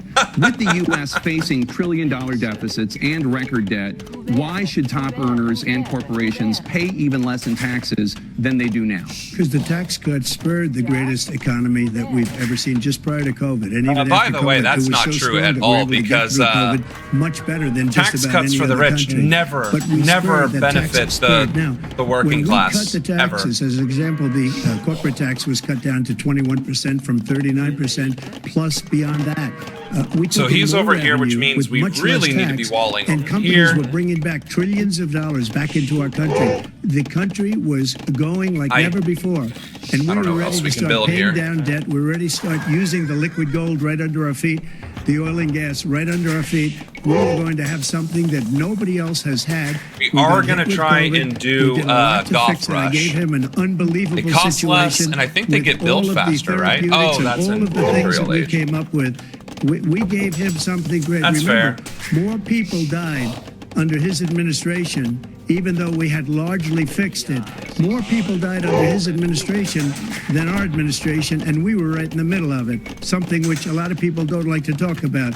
But he had far more people dying in his administration. He did the mandate, which is a disaster, mandating it. And the vaccine went out. He did a mandate on the vaccine, which is the thing that people most objected to. That's what happens when you don't pay attention. And he did a very poor job, just a very poor job. And I will tell you, so these guys but are throughout the entire weaker world, we're no longer respected as a country. than sergeants, which is not great. They don't respect the United States anymore. We're like a third world nation between weaponization of his election, trying to go after his political opponent. All of the things he's done, we've become like a third world nation, and it's a shame. The damage he's done to our country, and I'd love to ask him, and kind of wondering why millions of people to come in here from prisons, jails, and mental institutions to come into our country and destroy our country. President Trump, we will get to immigration later in this block. President Biden, I want to give you an opportunity to respond to this question. So you're just going to tower rush me. He had the largest national debt of any president in a 4-year period, number one. Number two, he got $2 trillion tax cut benefited the very wealthy. Then we're going to have to tax system. For example, we have 1,000 trillionaires in America. I mean, billionaires in America. And what's happening? And now getting housed. They in fact pay 8.2% taxes. If they just paid 24%, 25%, either one of those numbers, they'd raise $500 billion. Power Rush is pretty effective when we'd be able to wipe out his debt. You can't even beat the army that's fighting you. We need to do child care, elder care, making sure that we continue to strengthen our healthcare system, making sure that we're able to make every single solitary person eligible for what I've been able to do with dealing with everything we had to do with. Fine. It's fine. I just need you to get over here. Finally beat Medicare. I need you to get over Thank here. you, President Biden. President Trump? Well, he's right. He did beat Medicare. He beat it to death, and he's destroying Medicare because all of these people are coming in. They're putting them on Medicare. They're putting them on Social Security. But they're at least going to we destroy have Social some Security. This defense man is going going on. to single-handedly destroy Social Security. Not There's enough. Millions and millions of people coming in. They're trying to put them on And Social Security. we're going to need to go to He will Castle wipe Age out if we're going to pull Social this off. Security. He will wipe out Medicare. So he was right in the way he finished that sentence. And it's a shame. What's happened to our country does that in the not last work? 4 years is Work. not to be believed. Foreign countries, I'm friends with a lot of people. They cannot believe what happened to the United States of America. We're no longer respected. They don't like us. We give them everything they want, and they think we're stupid. They think we're very stupid people. What we're doing for other countries, I mean, it's not and they okay, do nothing but for us. What this man has done is absolutely criminal. over here. Mr. Kennedy, to give you the same question, before they veered off, the question was tax. Trump says lower taxes, more stimulus. Biden says higher taxes, more money. President Trump is, I think, right. He did have a strong economy, but anybody just can gonna keep trying. Strong economy by borrowing $8 trillion because you're forcing our children to pay for our present-day prosperity with this enormous debt, which ultimately is paid off by the poor people with fixed incomes.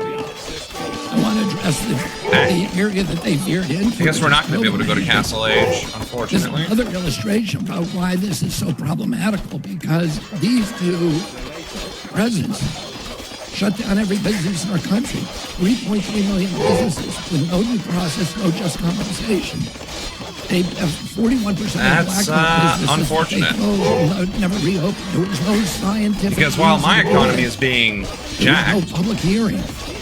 He's able to do whatever he wants, was the worst financial which is they shifted beating me. $4.3 trillion upward to this new oligarchy of billionaires that he was talking about. So we're going to have to just force they created a billionaire a day, some food production. And one of the problems is did we win? That CNN was their biggest cheerleader. Did we pull that off? Oh, and the same company, BlackRock. Wasn't expecting that. The same company, the biggest shareholders, the company that owns CNN, are BlackRock, State Street, and Vanguard. Those are the same companies that own Pfizer. Pfizer's the biggest advertiser. So they were all in cahoots in telling us what we needed to do, and we ended up having the that was certainly not fun. Record of body count of any country in the world. We had 60% in my main of the goal, COVID deaths I've under been the pushed issue off. president. We only have 4% of the world's population. Oh, I don't know why people are getting So we're going to go ahead and build stone. We literally, whatever we were doing was wrong. Because everybody else in the world did better than us. CNN questions. Go ahead and build some houses. This is the first presidential election since the Supreme Court overturned Roe and v. more Wade. towers. This morning, the court ruled on yet another abortion case, temporarily allowing emergency abortions to continue And in see, Idaho, they went to Castle Age. despite that state's restrictive ban. Former President Trump, you take credit for the decision to overturn Roe v. Wade, which returned the issue of abortion to the states. Correct. However, the federal government still plays a role in whether or not women have I don't know access that there's much to we can do about abortion this. pills. They're used in about 2/3 of all abortions. I don't even think we get crossbow As now. president, would you block abortion medication? They're doing the Supreme Court 4? just approved the abortion. Oh my bill. goodness. And I agree with their decision to have done that, and I will not block it. And if you look at this whole question that you're asking, a complex, rushing but me not was really the right complex. choice. 51 years ago, you had Roe v. Wade, and everybody wanted to get it back to the states. Everybody, without exception. Democrats, Republicans, liberals, conservatives. Everybody wanted it back. Religious leaders.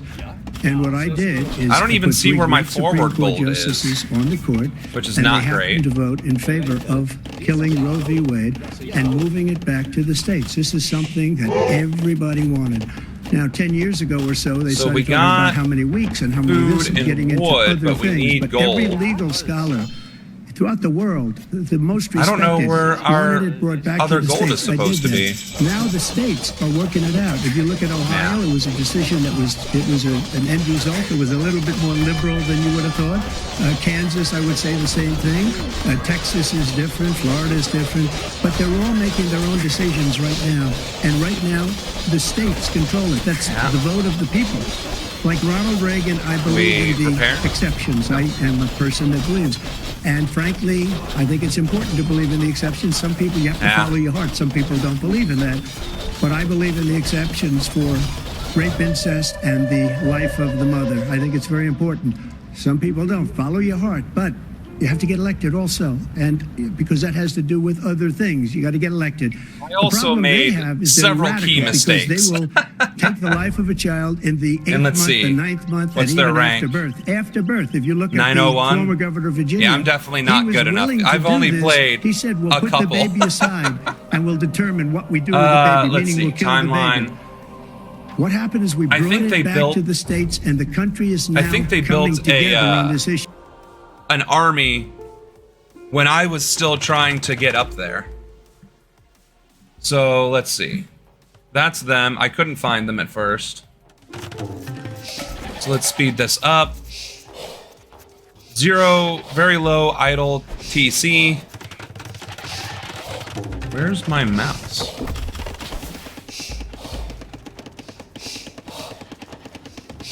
I was actually exploring really well.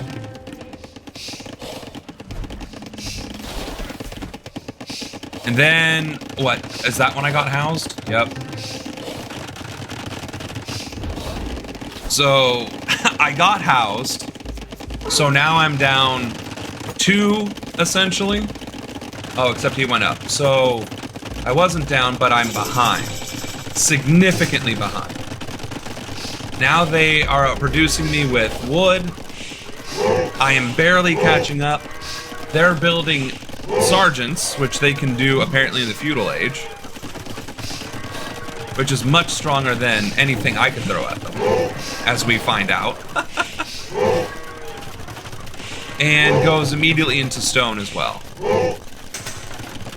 It definitely looks like I have the eco lead, but I wasn't building military until just now, and I didn't notice that in time, and I lost outright.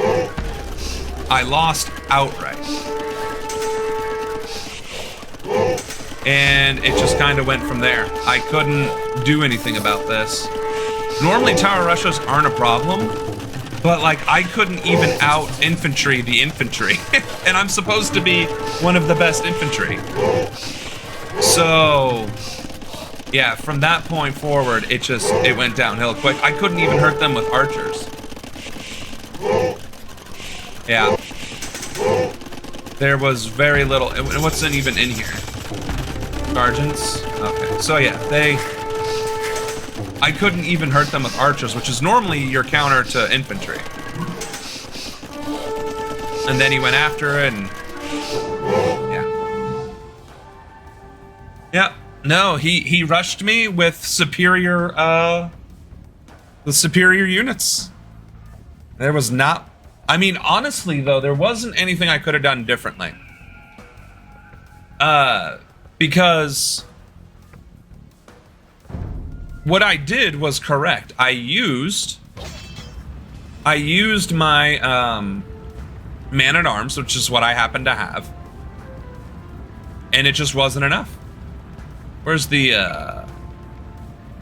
right? I had man-at-arms. Or Goths.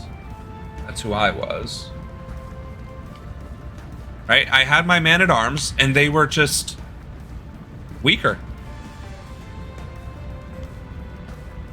Well, actually, that doesn't look like they should have been weaker. Sicilians.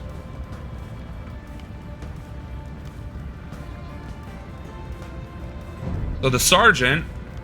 Oh no, it is weaker because of the 8 and the 3 and the 3. I mean, man-at-arms. That you can't even compete against that until longswordsman, and even then, the armor. The armor doesn't even come in there at all. So you can't even compete with a sergeant unless it's with a knight. I'm gonna have to say that. Because even my champions wouldn't have enough health. The knight would come close. In order to counter sergeants, you'd have to have knights. And I didn't. And I didn't know what to counter them with. And it apparently wasn't archers because they have 3/3 armor. See? They have a base 3 armor. So I guess if you ever play the Sicilians, feudal age sergeant rush, and you win? Because there's no answer for it in the feudal age. I don't see a single answer to that in the feudal age. Because this is the feudal age. Archers and the man-at-arms. That's what you get at the feudal age. Let's see. Let's try another one. But we're definitely going to do a different video. That's not very engaging at all.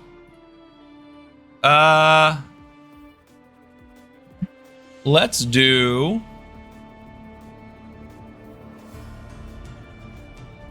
Why don't drink or do recreational drugs?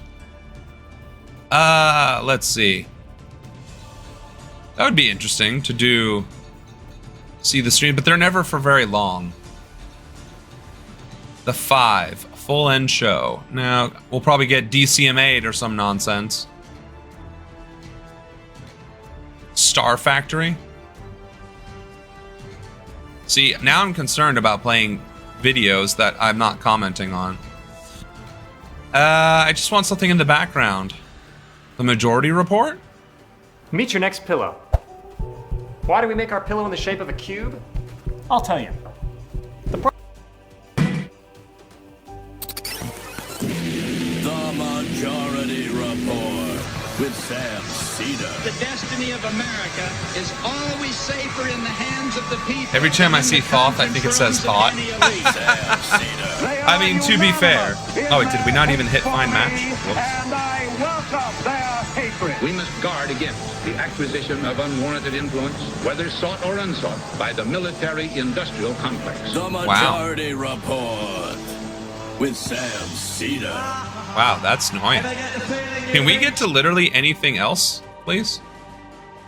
Hold on. We need to lock this position.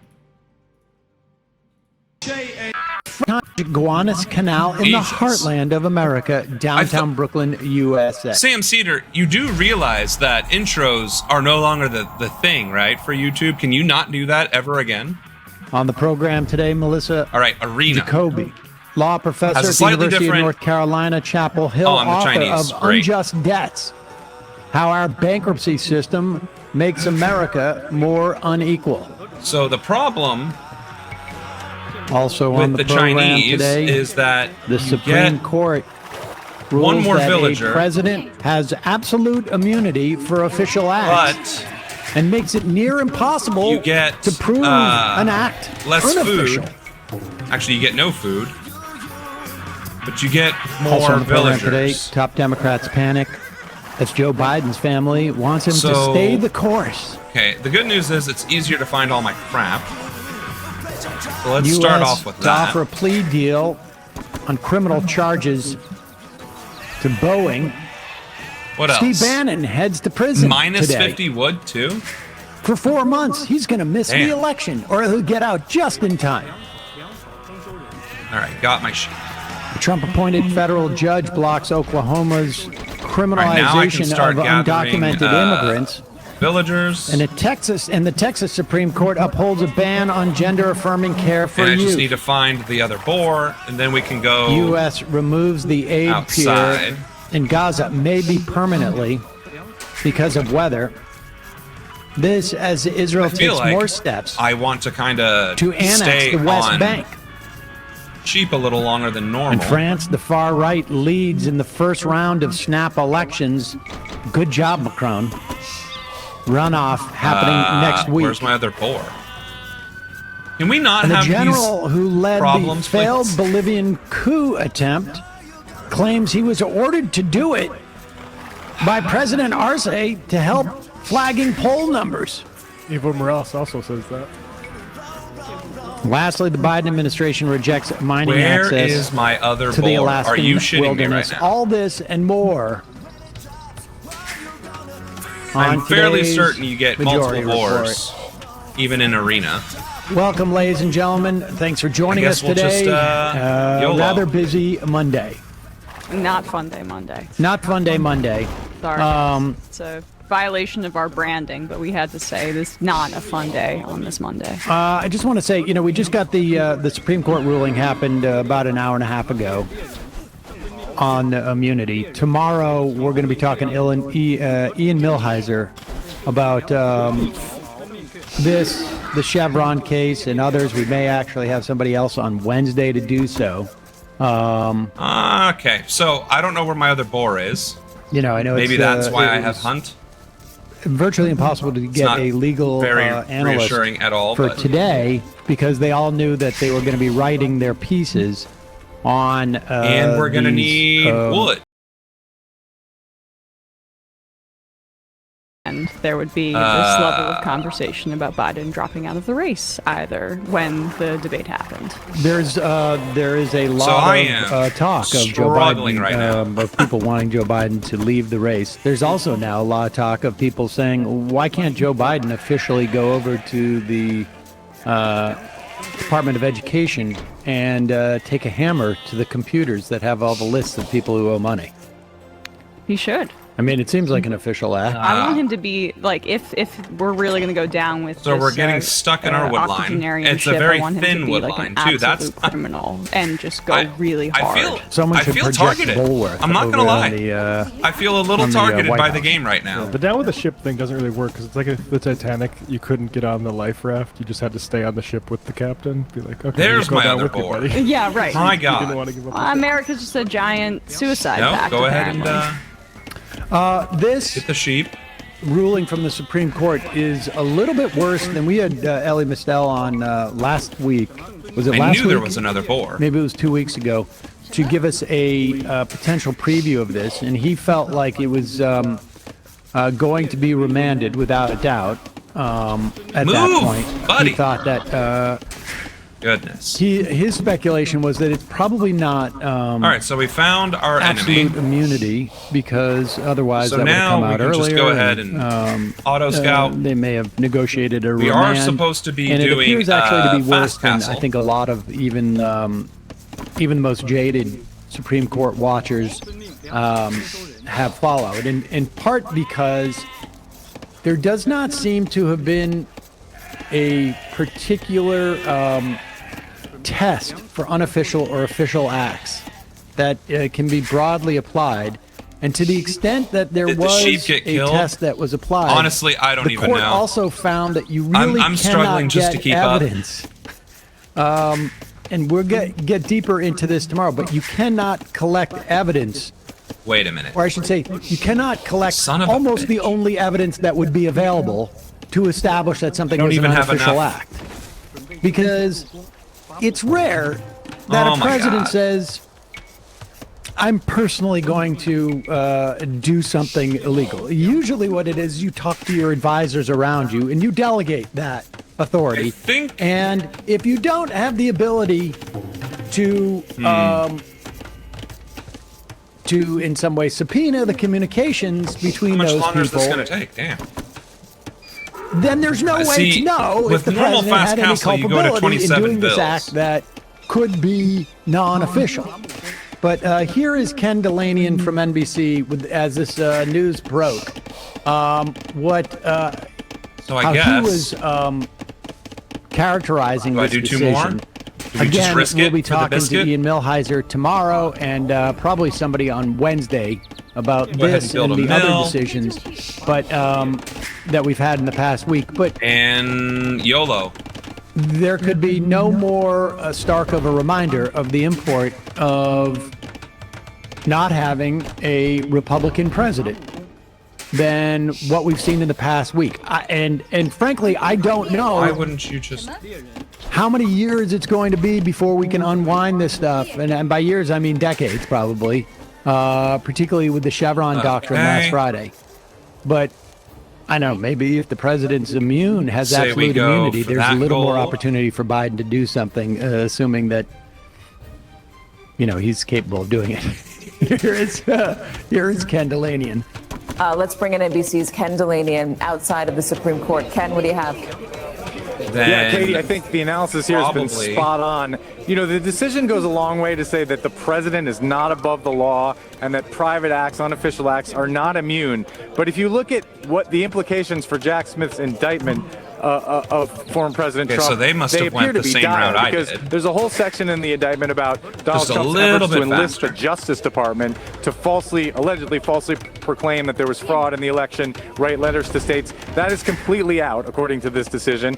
And then you get to his conversations with Vice President Mike Pence, which are a key part of the indictment. This decision says that there's a presumption that those are immune, but that prosecutors could seek to rebut that in the lower courts. Okay, and so then there's it also gold says over that here. his public statements, the public statements of any president, are largely immune. And so the speech at the ellipse, any Get some social spearmen media, out. the tweets, the Truth Social post by Donald Trump about January 6th, that is largely out of this case. What is possibly remaining in the case are Donald Trump's and his allies' conversations with state officials, with private parties in their efforts to get state officials to conduct investigations into bogus allegations of fraud.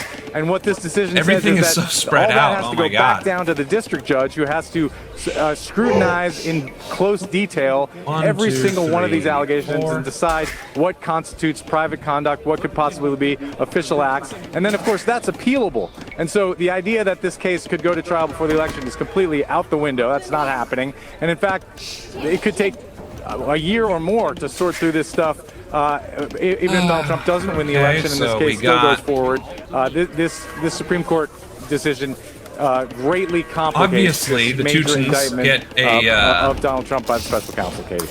We're going to talk again. We're going to talk to legal experts about this, but it appears this that is literally not helping. as long as you're dealing with federal government apparatus, there is no unofficial act that you can take as president, which is just absolutely bizarre. That's going forward, and then as mentioned there, this also retroactively hamstrings Jack Smith and the federal prosecution from using a big tranche of evidence against Donald Trump in the January 6th case. That's all because it has to do with, I mean, it sounds like if you were the president and you ordered as commander-in-chief the military to take over the government on your behalf, that by this definition it would be legal. Now, that sounds very say you're official. Richard Nixon. I don't remember and you AOE tell being the like CIA that. to It is say, stressful "Put this because Watergate thing to bed." you're playing Would that be against an a official person. act? I mean, this is And a we're person gonna is be by talking default again going to play differently Ian than Millhiser, tomorrow about this. But here's Sonia Sotomayor. She wrote a dissent. I think also KBJ did as well, or added to it, I should say. She wrote, looking beyond the fate of this particular prosecution, the long-term consequences of today's decision are stark.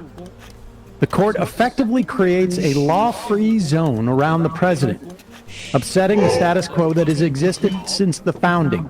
This new official acts immunity now, quote, lies about like a loaded weapon, on top of that. end quote, for any president that wishes to place his own interest, his own political survival, or his own financial gain above the interests of the nation. President of the United States is the most powerful person in the country and possibly the world. When he uses his official powers in any way, okay, so under now the that my majority's ego reasoning, is he now finally will be insulated under control from criminal somewhat. prosecution.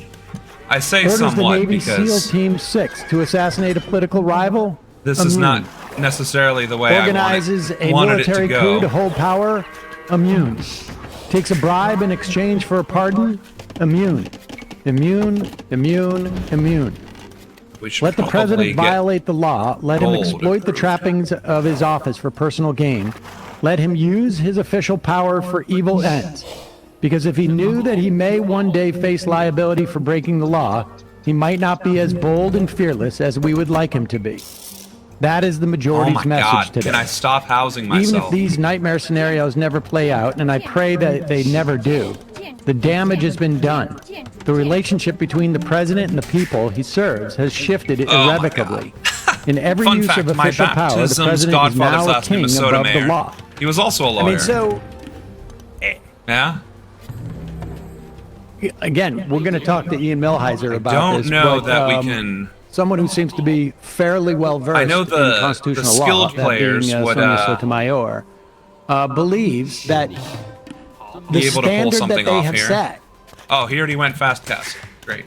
there doesn't even seem to be any type of like balancing test. So much for original intent. I mean, this is exactly like, even in the rosiest depiction of the founding fathers, which I think, eschew, you could say that they didn't want a king.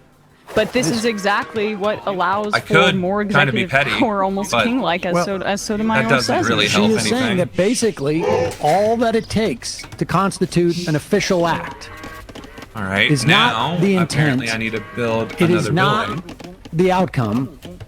It is not the motivation.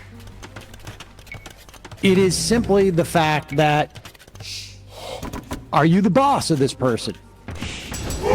under the way that the Constitution and statutes were. Are you the boss of that person? Well, in that case, we'll do what we gotta do. You can tell them to do something illegal, and you, as the president, have no liability for that illegality. This is a failure of liberal institutions and the maintenance that the Democratic Party thought that they have been operating under for many, many years, as opposed to being proactive. They've been putting a paint job on the corrupt Supreme Court. I mean, I hope Dick Durbin's enjoying his vacation right now. But I want people to look at this and understand that because of like an octogenarian class in the Democratic Party that's held on for power for way too long, we have allowed for a right-wing takeover of the Supreme Court. This began when Ruth Bader Ginsburg refused to retire under Obama because she wanted the first female president to appoint her replacement, and died right before Trump left office, and then that was how Amy Coney Barrett got onto the court. It's not great what we're doing here. This is a problem with liberals in this country broadly. I mean, just from a philosophical perspective of just maintaining these institutions that are crumbling as opposed to proactively correcting them. And then also a class of Democrats, possibly and planning on a castle drop as well, who are clinging on to power despite their clear age limitations for their own self-interest, as opposed to the very dire interests of this country at this moment. We are in at a critical point, and this should not scare people into refusing to have this conversation about Biden right now. It should remind people I could almost go fast imperial, for these very powerful people but I don't know what good that'll do me right now. When we know that they're nearing the end of their lives. I mean, there's also, a cohort of people who don't take the court seriously as an electoral matter. And, that I think there's plenty of blame to go around. Obama, refusing to put multiple nominees up and use that at least on a political level. It's really, this is bad stuff. And people are asking, what prevents, let's say, Biden under this ruling from putting 4 new justices on the court? What they went imperial. Loan That's what forgiveness that to be found means. unconstitutional. Crap. I guess we need to go imperial, folks. The real, as far as I can tell, and again, this just came out, but the real danger with this ruling is hopefully I can build for my things like that. The government can be enjoined from doing them, right? The Supreme Court can find that it's illegal, and that's it's actually literally more like Joe Biden would have to order the education department to go and erase all of its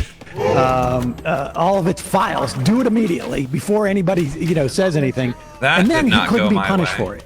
But really, where this is going to give a president the most free reign is to do things that are not public and cannot be enjoined by the Supreme Court.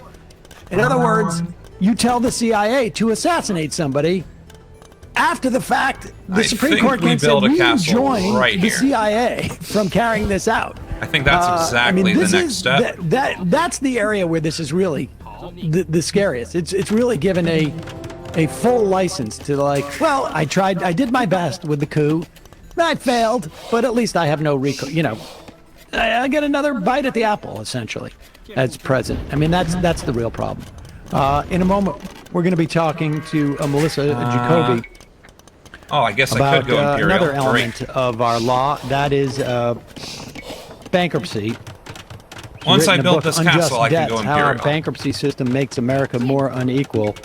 Johnson & Johnson just did this Texas two-step to get out from under, or attempt to get out from under, a big ruling they owed for, I think this was around the asbestos in Johnson & Johnson baby powder, or essentially the cancer-causing elements of it. We will talk to her in a moment. First, a word from our sponsor. Going online without ExpressVPN is like leaving your laptop unattended at the coffee shop when you run to the bathroom. We were just talking about it. We end up having to we got plenty of gold. Do the show from a secret place. We would have to run it through our VPN, our ExpressVPN on our router, just to make sure that we couldn't be tracked. I don't even know where we're not quite there yet. However, though, there's a lot of when you go online now, it is obviously it is precarious. I want to thank ExpressVPN for supporting the Majority Report, and here's the deal. Visit expressvpn.com/majority. You can get an extra 3 months free every time you connect to an unencrypted network. Those are in cafes, they're in hotels, they're in airports. Sometimes you just connect as you're walking around. There's public Wi-Fi. So this I don't know, like sometimes some of these big shopping places too. Is Your more online than data likely is not secure. Any hacker on the same network gonna get can gain ugly access and steal your personal all data. at once. That's passwords, And I don't bank think I'm logins, actually credit prepared card for details. It doesn't take much technical knowledge to hack somebody. Just some cheap hardware is needed and literally a smart 12-year-old. Could be sneaky and put like tried to a convince monastery my son. in the back. He's only 11, but trying to get him to get there. Your data is valuable. Hackers sell this stuff. They can sell it and make $1,000 per person selling your personal info on the dark web. Hey, I thought for sure they were ExpressVPN going stops Imperial hackers as from well. stealing your data by creating a secure encrypted tunnel between your device and the internet. It's super easy to use, folks. That's the thing about this. It sounds intimidating if you're not technologically savvy, but it's actually one of the easiest things on my phone to use. You download the app, you hit one button, all the stuff on your phone is now protected as it goes out to the internet. You can also put this on your So computer. now that we're Super actually easy getting to do. food, You can even put it on or your smart wood. TV or on your router. Very, very simple to use and provides you with a lot of security, so you don't have to worry about this stuff going forward. Secure your online activity by visiting expressvpn.com/majority today. That's expressvpn.com/majority. You can get an extra 3 months free. expressvpn.com/majority. We'll put the link in the podcast and YouTube description. And just a reminder, it's your support that makes this show possible. If you want the show So there free, isn't the a free show castle free of here. commercials, become a member at jointhemajority.com. Jointhemajority.com. All right, quick break. When we come back, we'll be talking to Melissa Jacoby.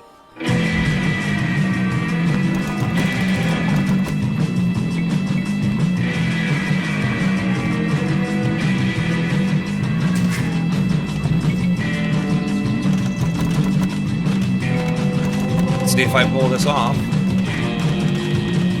There is very little chance that that actually happens. Yep.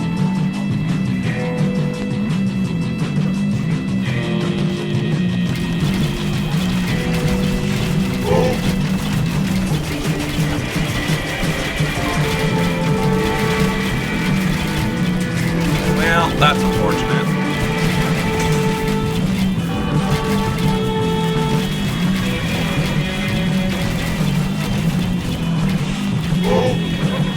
That was worth a shot. Evidently not a great shot.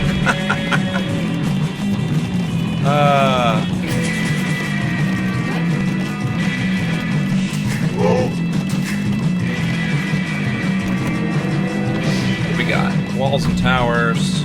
Sure. Here's some.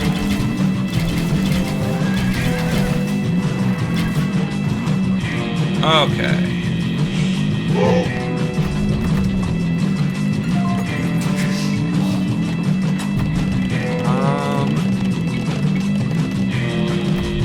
We need to catch up immensely.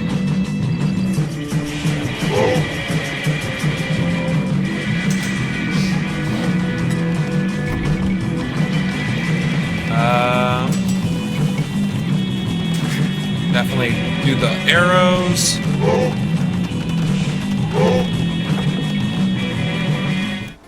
Now we need We are less back. wood. Sam Cedar, Emma Vigeland on the Majority Report. Want to welcome to the program Melissa Jacoby, law professor at the University of North Carolina, Chapel Hill, author of Unjust Debts, How Our Bankruptcy System Makes America More Unequal. Professor, welcome to the program. Before we get into bankruptcy, which I think is far more intriguing for people than one would think. and I say that as a son of a bankruptcy attorney. I just am curious, as a law professor, when you see the Supreme Court's ruling today, I'm sure you haven't had too much time to look at it, but I suspect that you might have some thoughts. What are your first thoughts on that? Well, it has me thinking about power. It has me thinking about who's above the law. And that's a scary thing. And today's a somber day in that regard.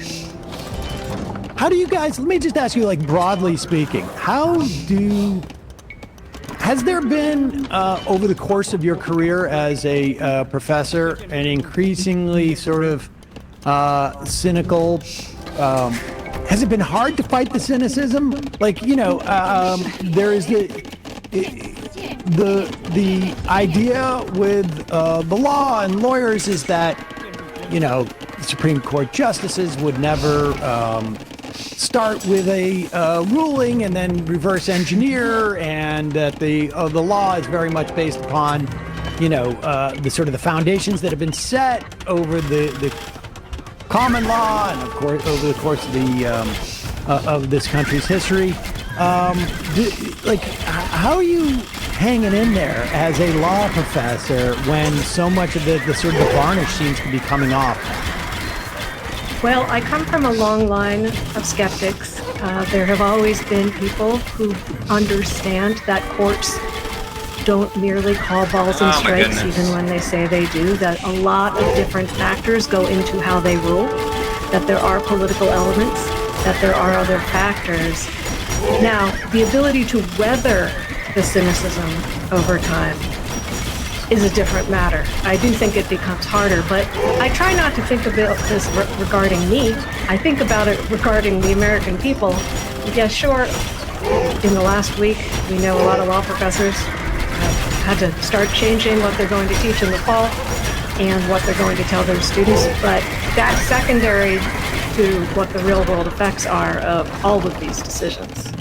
Yeah, and let's talk about that in the context of your book in bankruptcy, because you're right, bankruptcy law is something that touches perhaps more Americans than just about any other type of law out there, either because as individuals they deal with bankruptcy, or they're dealing with the implications of a corporate bankruptcy, or for that matter, a municipal bankruptcy. But let's just start with, before we get to bankruptcy, let's start with debt. And just like if you could compare and contrast the implications of debt for individuals, for separate people, what we all perceive as people, and debt for what you call fake people, which are basically not just corporations, but any entity that is organized, may not necessarily be a corporation per se, but it could be a church. Well, by rights, I should not have survived that. Let's be perfectly honest.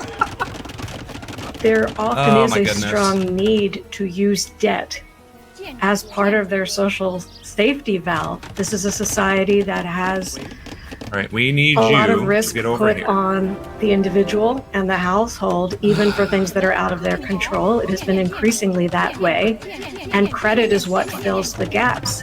At the same time that individuals are incentivized to use credit and incentivized to take on debt for all sorts of things, the narrative around when they need to cancel some of that debt is very finger-wagging and very unapproving in this country, no matter the circumstances, it often seems.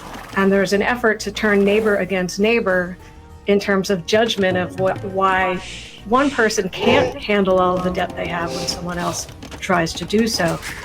When we flip to the corporate environment, especially big corporations, I think the story is very different.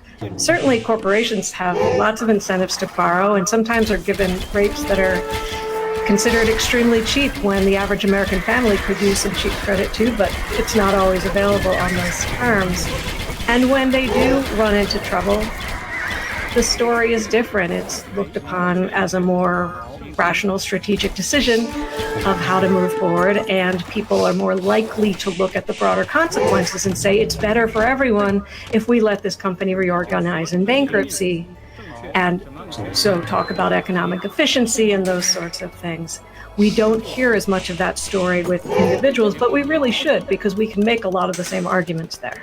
There's a moral stigma associated with personal bankruptcy. It's almost the complete opposite for corporations. Then it's sort of almost like an astuteness at certain times that's associated with that. I mean, that's by design, isn't it? I mean, in terms of like, that's by design. I mean, we talk about bankruptcy adding to the wealth inequality and a couple other sort of measures of inequality, I would argue as well.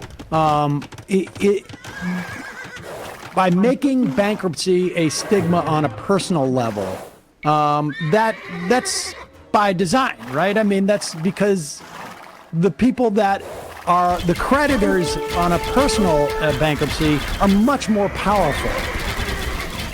There's a power dynamic there that's different if a corporation has creditors, because a big corporation is going to have creditors who are probably less powerful than the corporation.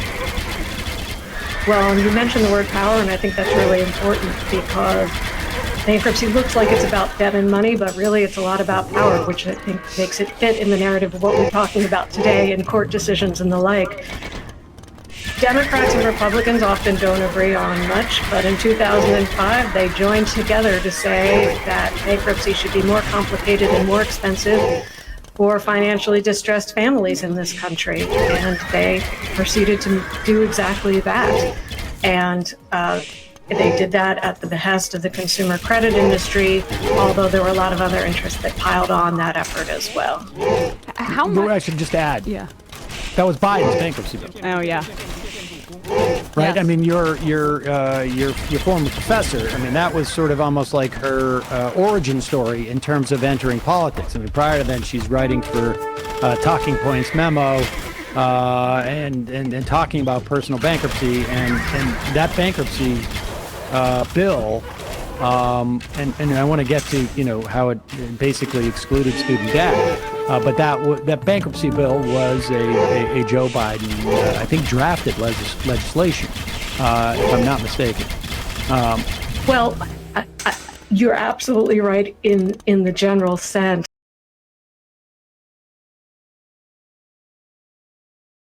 At the time, as a senator from Delaware, he was very active in mobilizing that agenda, and he also was not receptive to pushback from fellow Democratic senators who were starting to have concerns. Now, he has come a long way on all of these issues. I want to give him credit for that. People do change their mind, or at least change their policy. Right. But it's part of the record that he was very actively involved and made it difficult for Democrats to dissent from those positions. Yeah, he was from what they call it, the credit card state, or he always represented those interests throughout his history in the Senate. How much of the punitive nature about debt comes from the outgrowth of debtors' prisons, or basically the fact that they were done away with, I guess, in the mid 20th century? It basically being a continuation of that without having to lock people up for it. Well, the irony is that there's a real difference between locking people up and the approach we have now. Although both end up somewhat in the same. That was rough for me because a lot was going on, and I think I was actually outright better than this player. I was able to, I think, make better decisions. I mean, granted, I have a shit ton of idle population, but once I get underway, folks, all that to say, I was not talking because I needed lots of concentration, and obviously, I was definitely not able to talk about politics, which is the whole point of my stream. I know. The whole reason why you watch me is because I talk about politics. And I did none of that. I did absolutely none of that. But, I mean, I made plenty of mistakes. I couldn't find my boar because it was hiding behind the imagery of the freaking wall. Chinese start off tricky because of their no food but extra villagers. And then it was a matter of I almost got overrun with the Rams. And that was the hair of my chinny chin chin. If I didn't have slightly better cav archers and it was already building military, I don't win this. I don't win this at all. The other thing with cav archers, especially heavy cav archers with... I don't think I had all the fixins on them yet. Did I have... I don't think I did. I don't think I got... Oh, I didn't have Parthian tactics regardless, so that didn't matter. Oh, and the fact that I built the university and was going to go get fire, right? So, that... If I had gotten fire... Teutons don't beat heavy cavalry. They just... Not cav archers. The way to counter the heavy cav archers as Teutons would have been to go full paladins. Paladins would have ruined my day. Paladins would have ruined my day. With that army. Especially. They have better melee armor and all that fun stuff. They even had hand cannoners. But where's the... Yeah, paladins fully upgraded have 7 ranged armor and 160 health. And they do 18 damage per hit. There's no amount of kiting. Like, this army would die to paladins. Because he came at me with cav archers and knights, so he would have had that, and they were elites. Paladins would have slaughtered this. I mean, I could have tried microing and all that, but ultimately it's death. Ultimately, it's over. Or if they... I don't think the Teutons can go camel. I don't think they get camels. I really don't think they do. Yeah, right. So they get paladins. That beats my cav archer army, and then I would have to hard switch to halberdiers to deal with the paladins, except I had 1 barracks and none of that researched. So my push here, I think, intimidated the Jesus out of him, which is it should have. And he should have had paladins researched and building those instead of any other army, and this would have been a match. He stopped my castle twice, I think, in this game. Or maybe I'm just doubt. A lesser version of doubt. I watch because this is the presidency we need. I watch because this is the world we should be living in. Here's the thing. If my economy is doing its job, and all I have to do is worry about building a military that can counter and win, like just this giant clash, I'm golden. I could probably take on the Viper. That's right, the Viper. The Viper, that's right. Deutsche Bube, ich kann dich einnehmen. All right, let's go, let's do this thing. You give me a treaty to when I'm at 200 pop. 200 pop. And it's up to me if I have 130 villagers or army, right? The Viper, you let me get to this point in the game and I beat you every single time. Let's go. I think that's enough trash talk, right? Let's go. I know I made it a command, but it might be all one word. Let's go. You heard it here. The Viper. Let's go. Please no, because he'll actually hear this somehow with my incredibly high view count. Somebody be like, hey, this guy was talking shit. He challenged you to a 40-minute treaty and said, let's do this thing. Realistically, I doubt it. But, well, actually, I don't know. As long as I don't get raided, which would happen here, right? This extremely thin wood line makes me ludicrously vulnerable right there. If he makes it into my base, yeah, I'm done.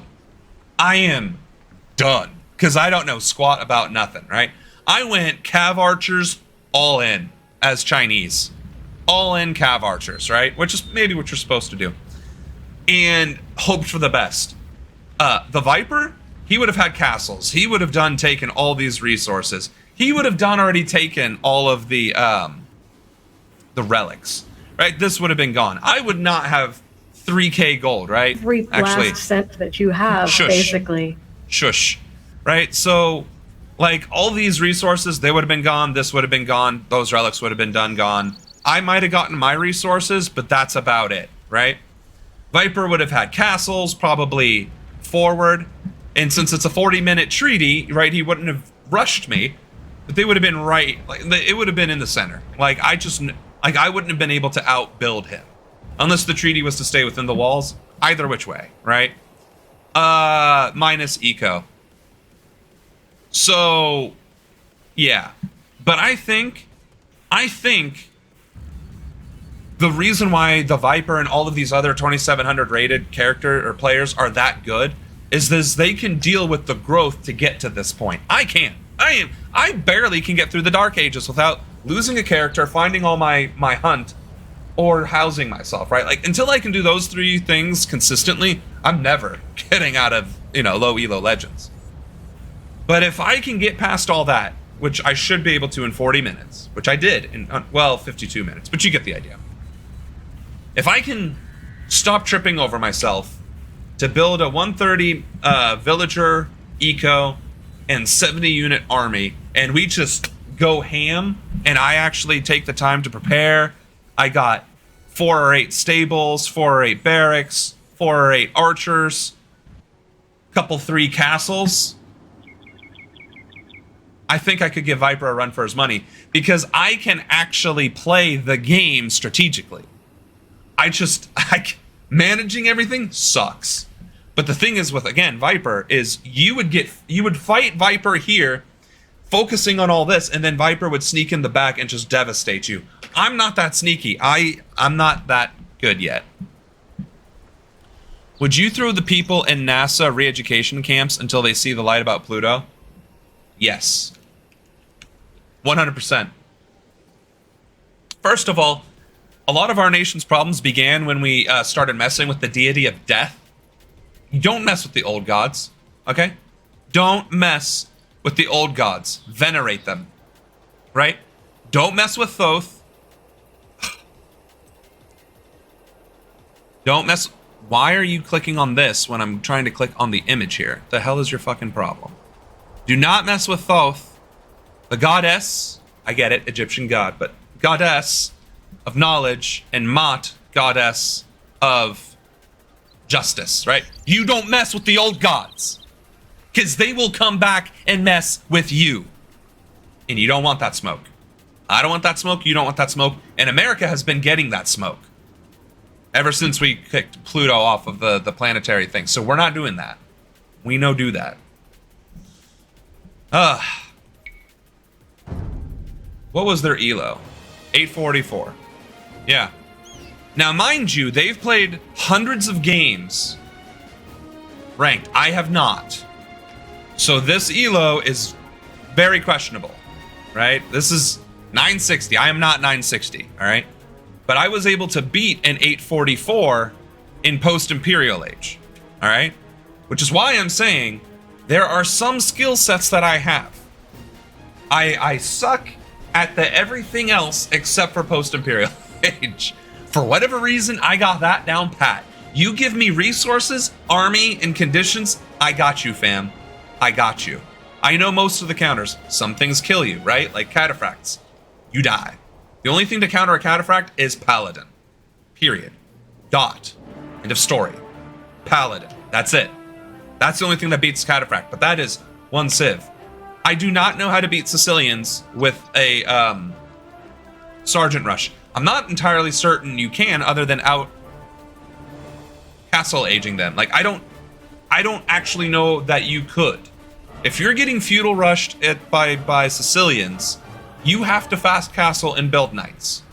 I don't know of any other solutions to that. But short of those two, like, outliers, let's go. Have them thrown into camps about Pluto, and then let's get more planets. First of all, we have more planets, and we're not even talking about them. Right? There's Planet X, for certain. We're gonna elongate this, I think. I can hardly read chat in this screen. We're gonna make it as big as realistic here. For my sake, because I'm getting blind apparently. But yeah, Planet X, and there's like 2 other planets. I think there's 11 actually, even without Pluto. 11 to 13 is what I've seen. Oh shit, I didn't GG him. Fuck. I got too caught up in the moment. I'm sorry. Poll 84. Good game. That was a good game. Spectate.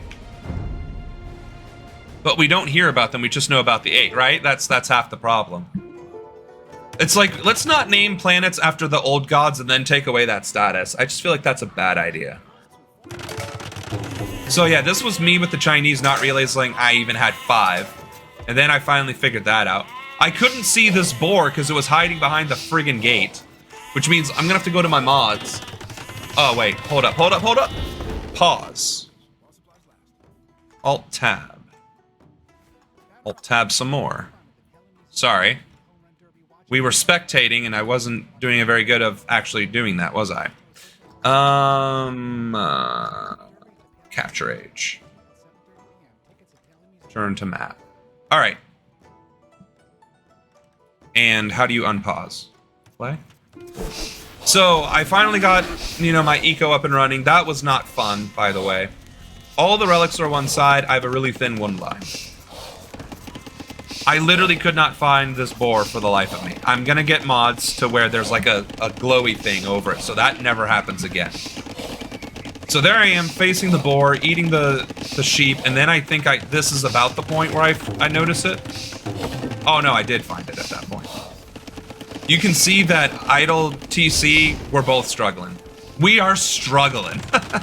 Couple of housed, right? We're probably on the same wavelength. He's up a bit faster than me. I'm a bit slower. But I went for a larger eco to begin with. So now we're on an even playing field, but I also have more vills, and I am housed. Now I build a shit ton of houses, so that doesn't keep happening. I still have eco overhead. Now, he went straight fast castle. I didn't. I just straight up didn't because I wasn't thinking it. I still want to play as if I'm not in arena, I guess. So I wanted to make sure in case he was starting to go for relics, I could put an end to that. And I don't know if okay, so now I'm going to castle. I thought maybe I could tease him a little bit, but that ultimately didn't matter. Now he's struggling with his TC idle time. I'm still doing fine. I'm up in resources. His army came out of nowhere with the skirmishers. Was not expecting that. Had he pushed, he might have been able to pull off a win. He would have been able to stop that castle for sure. That's why when you have an advantage, you run with it. And that was a distinct advantage. He has, or it did have more army than me. And now I am catching up. And I say, screw it, I'm gonna go full imp and hope for the best. Actually, I thought he was going in, right? So now, I'm trying to be cheeky. I think this is where I tried to build a castle the first time. And he was like, nope, and then came after me. Rightfully so. Rightfully so. And I did not have a military to deal with this. Obviously. Again, he didn't push. He had his own castle. But he's clearly building his army. I am behind now on both eco and military.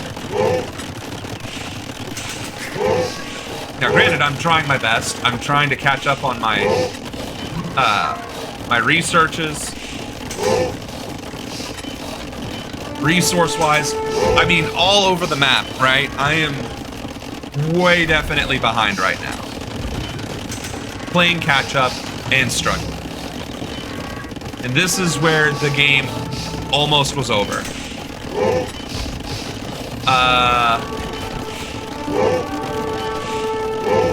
Yeah.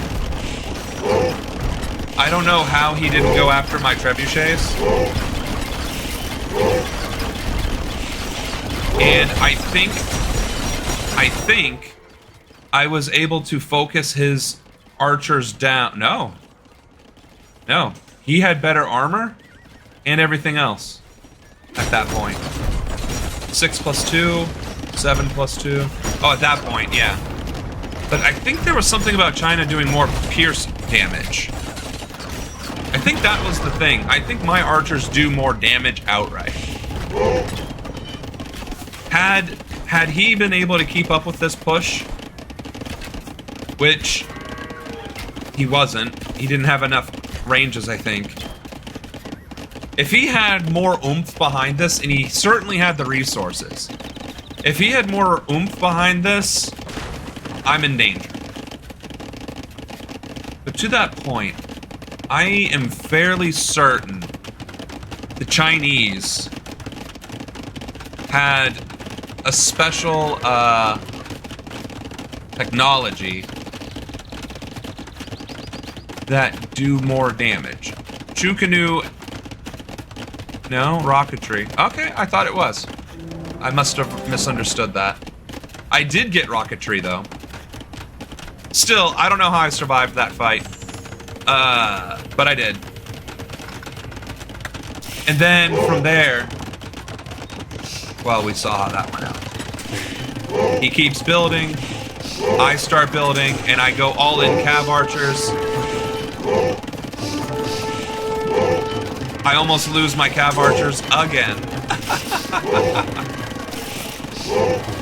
And at this point, he should not have been building cav archers. He should have been building paladins. I had stronger units than him. They were my units were overall superior, and you can tell because I was outnumbered there, and I was still able to pull it through.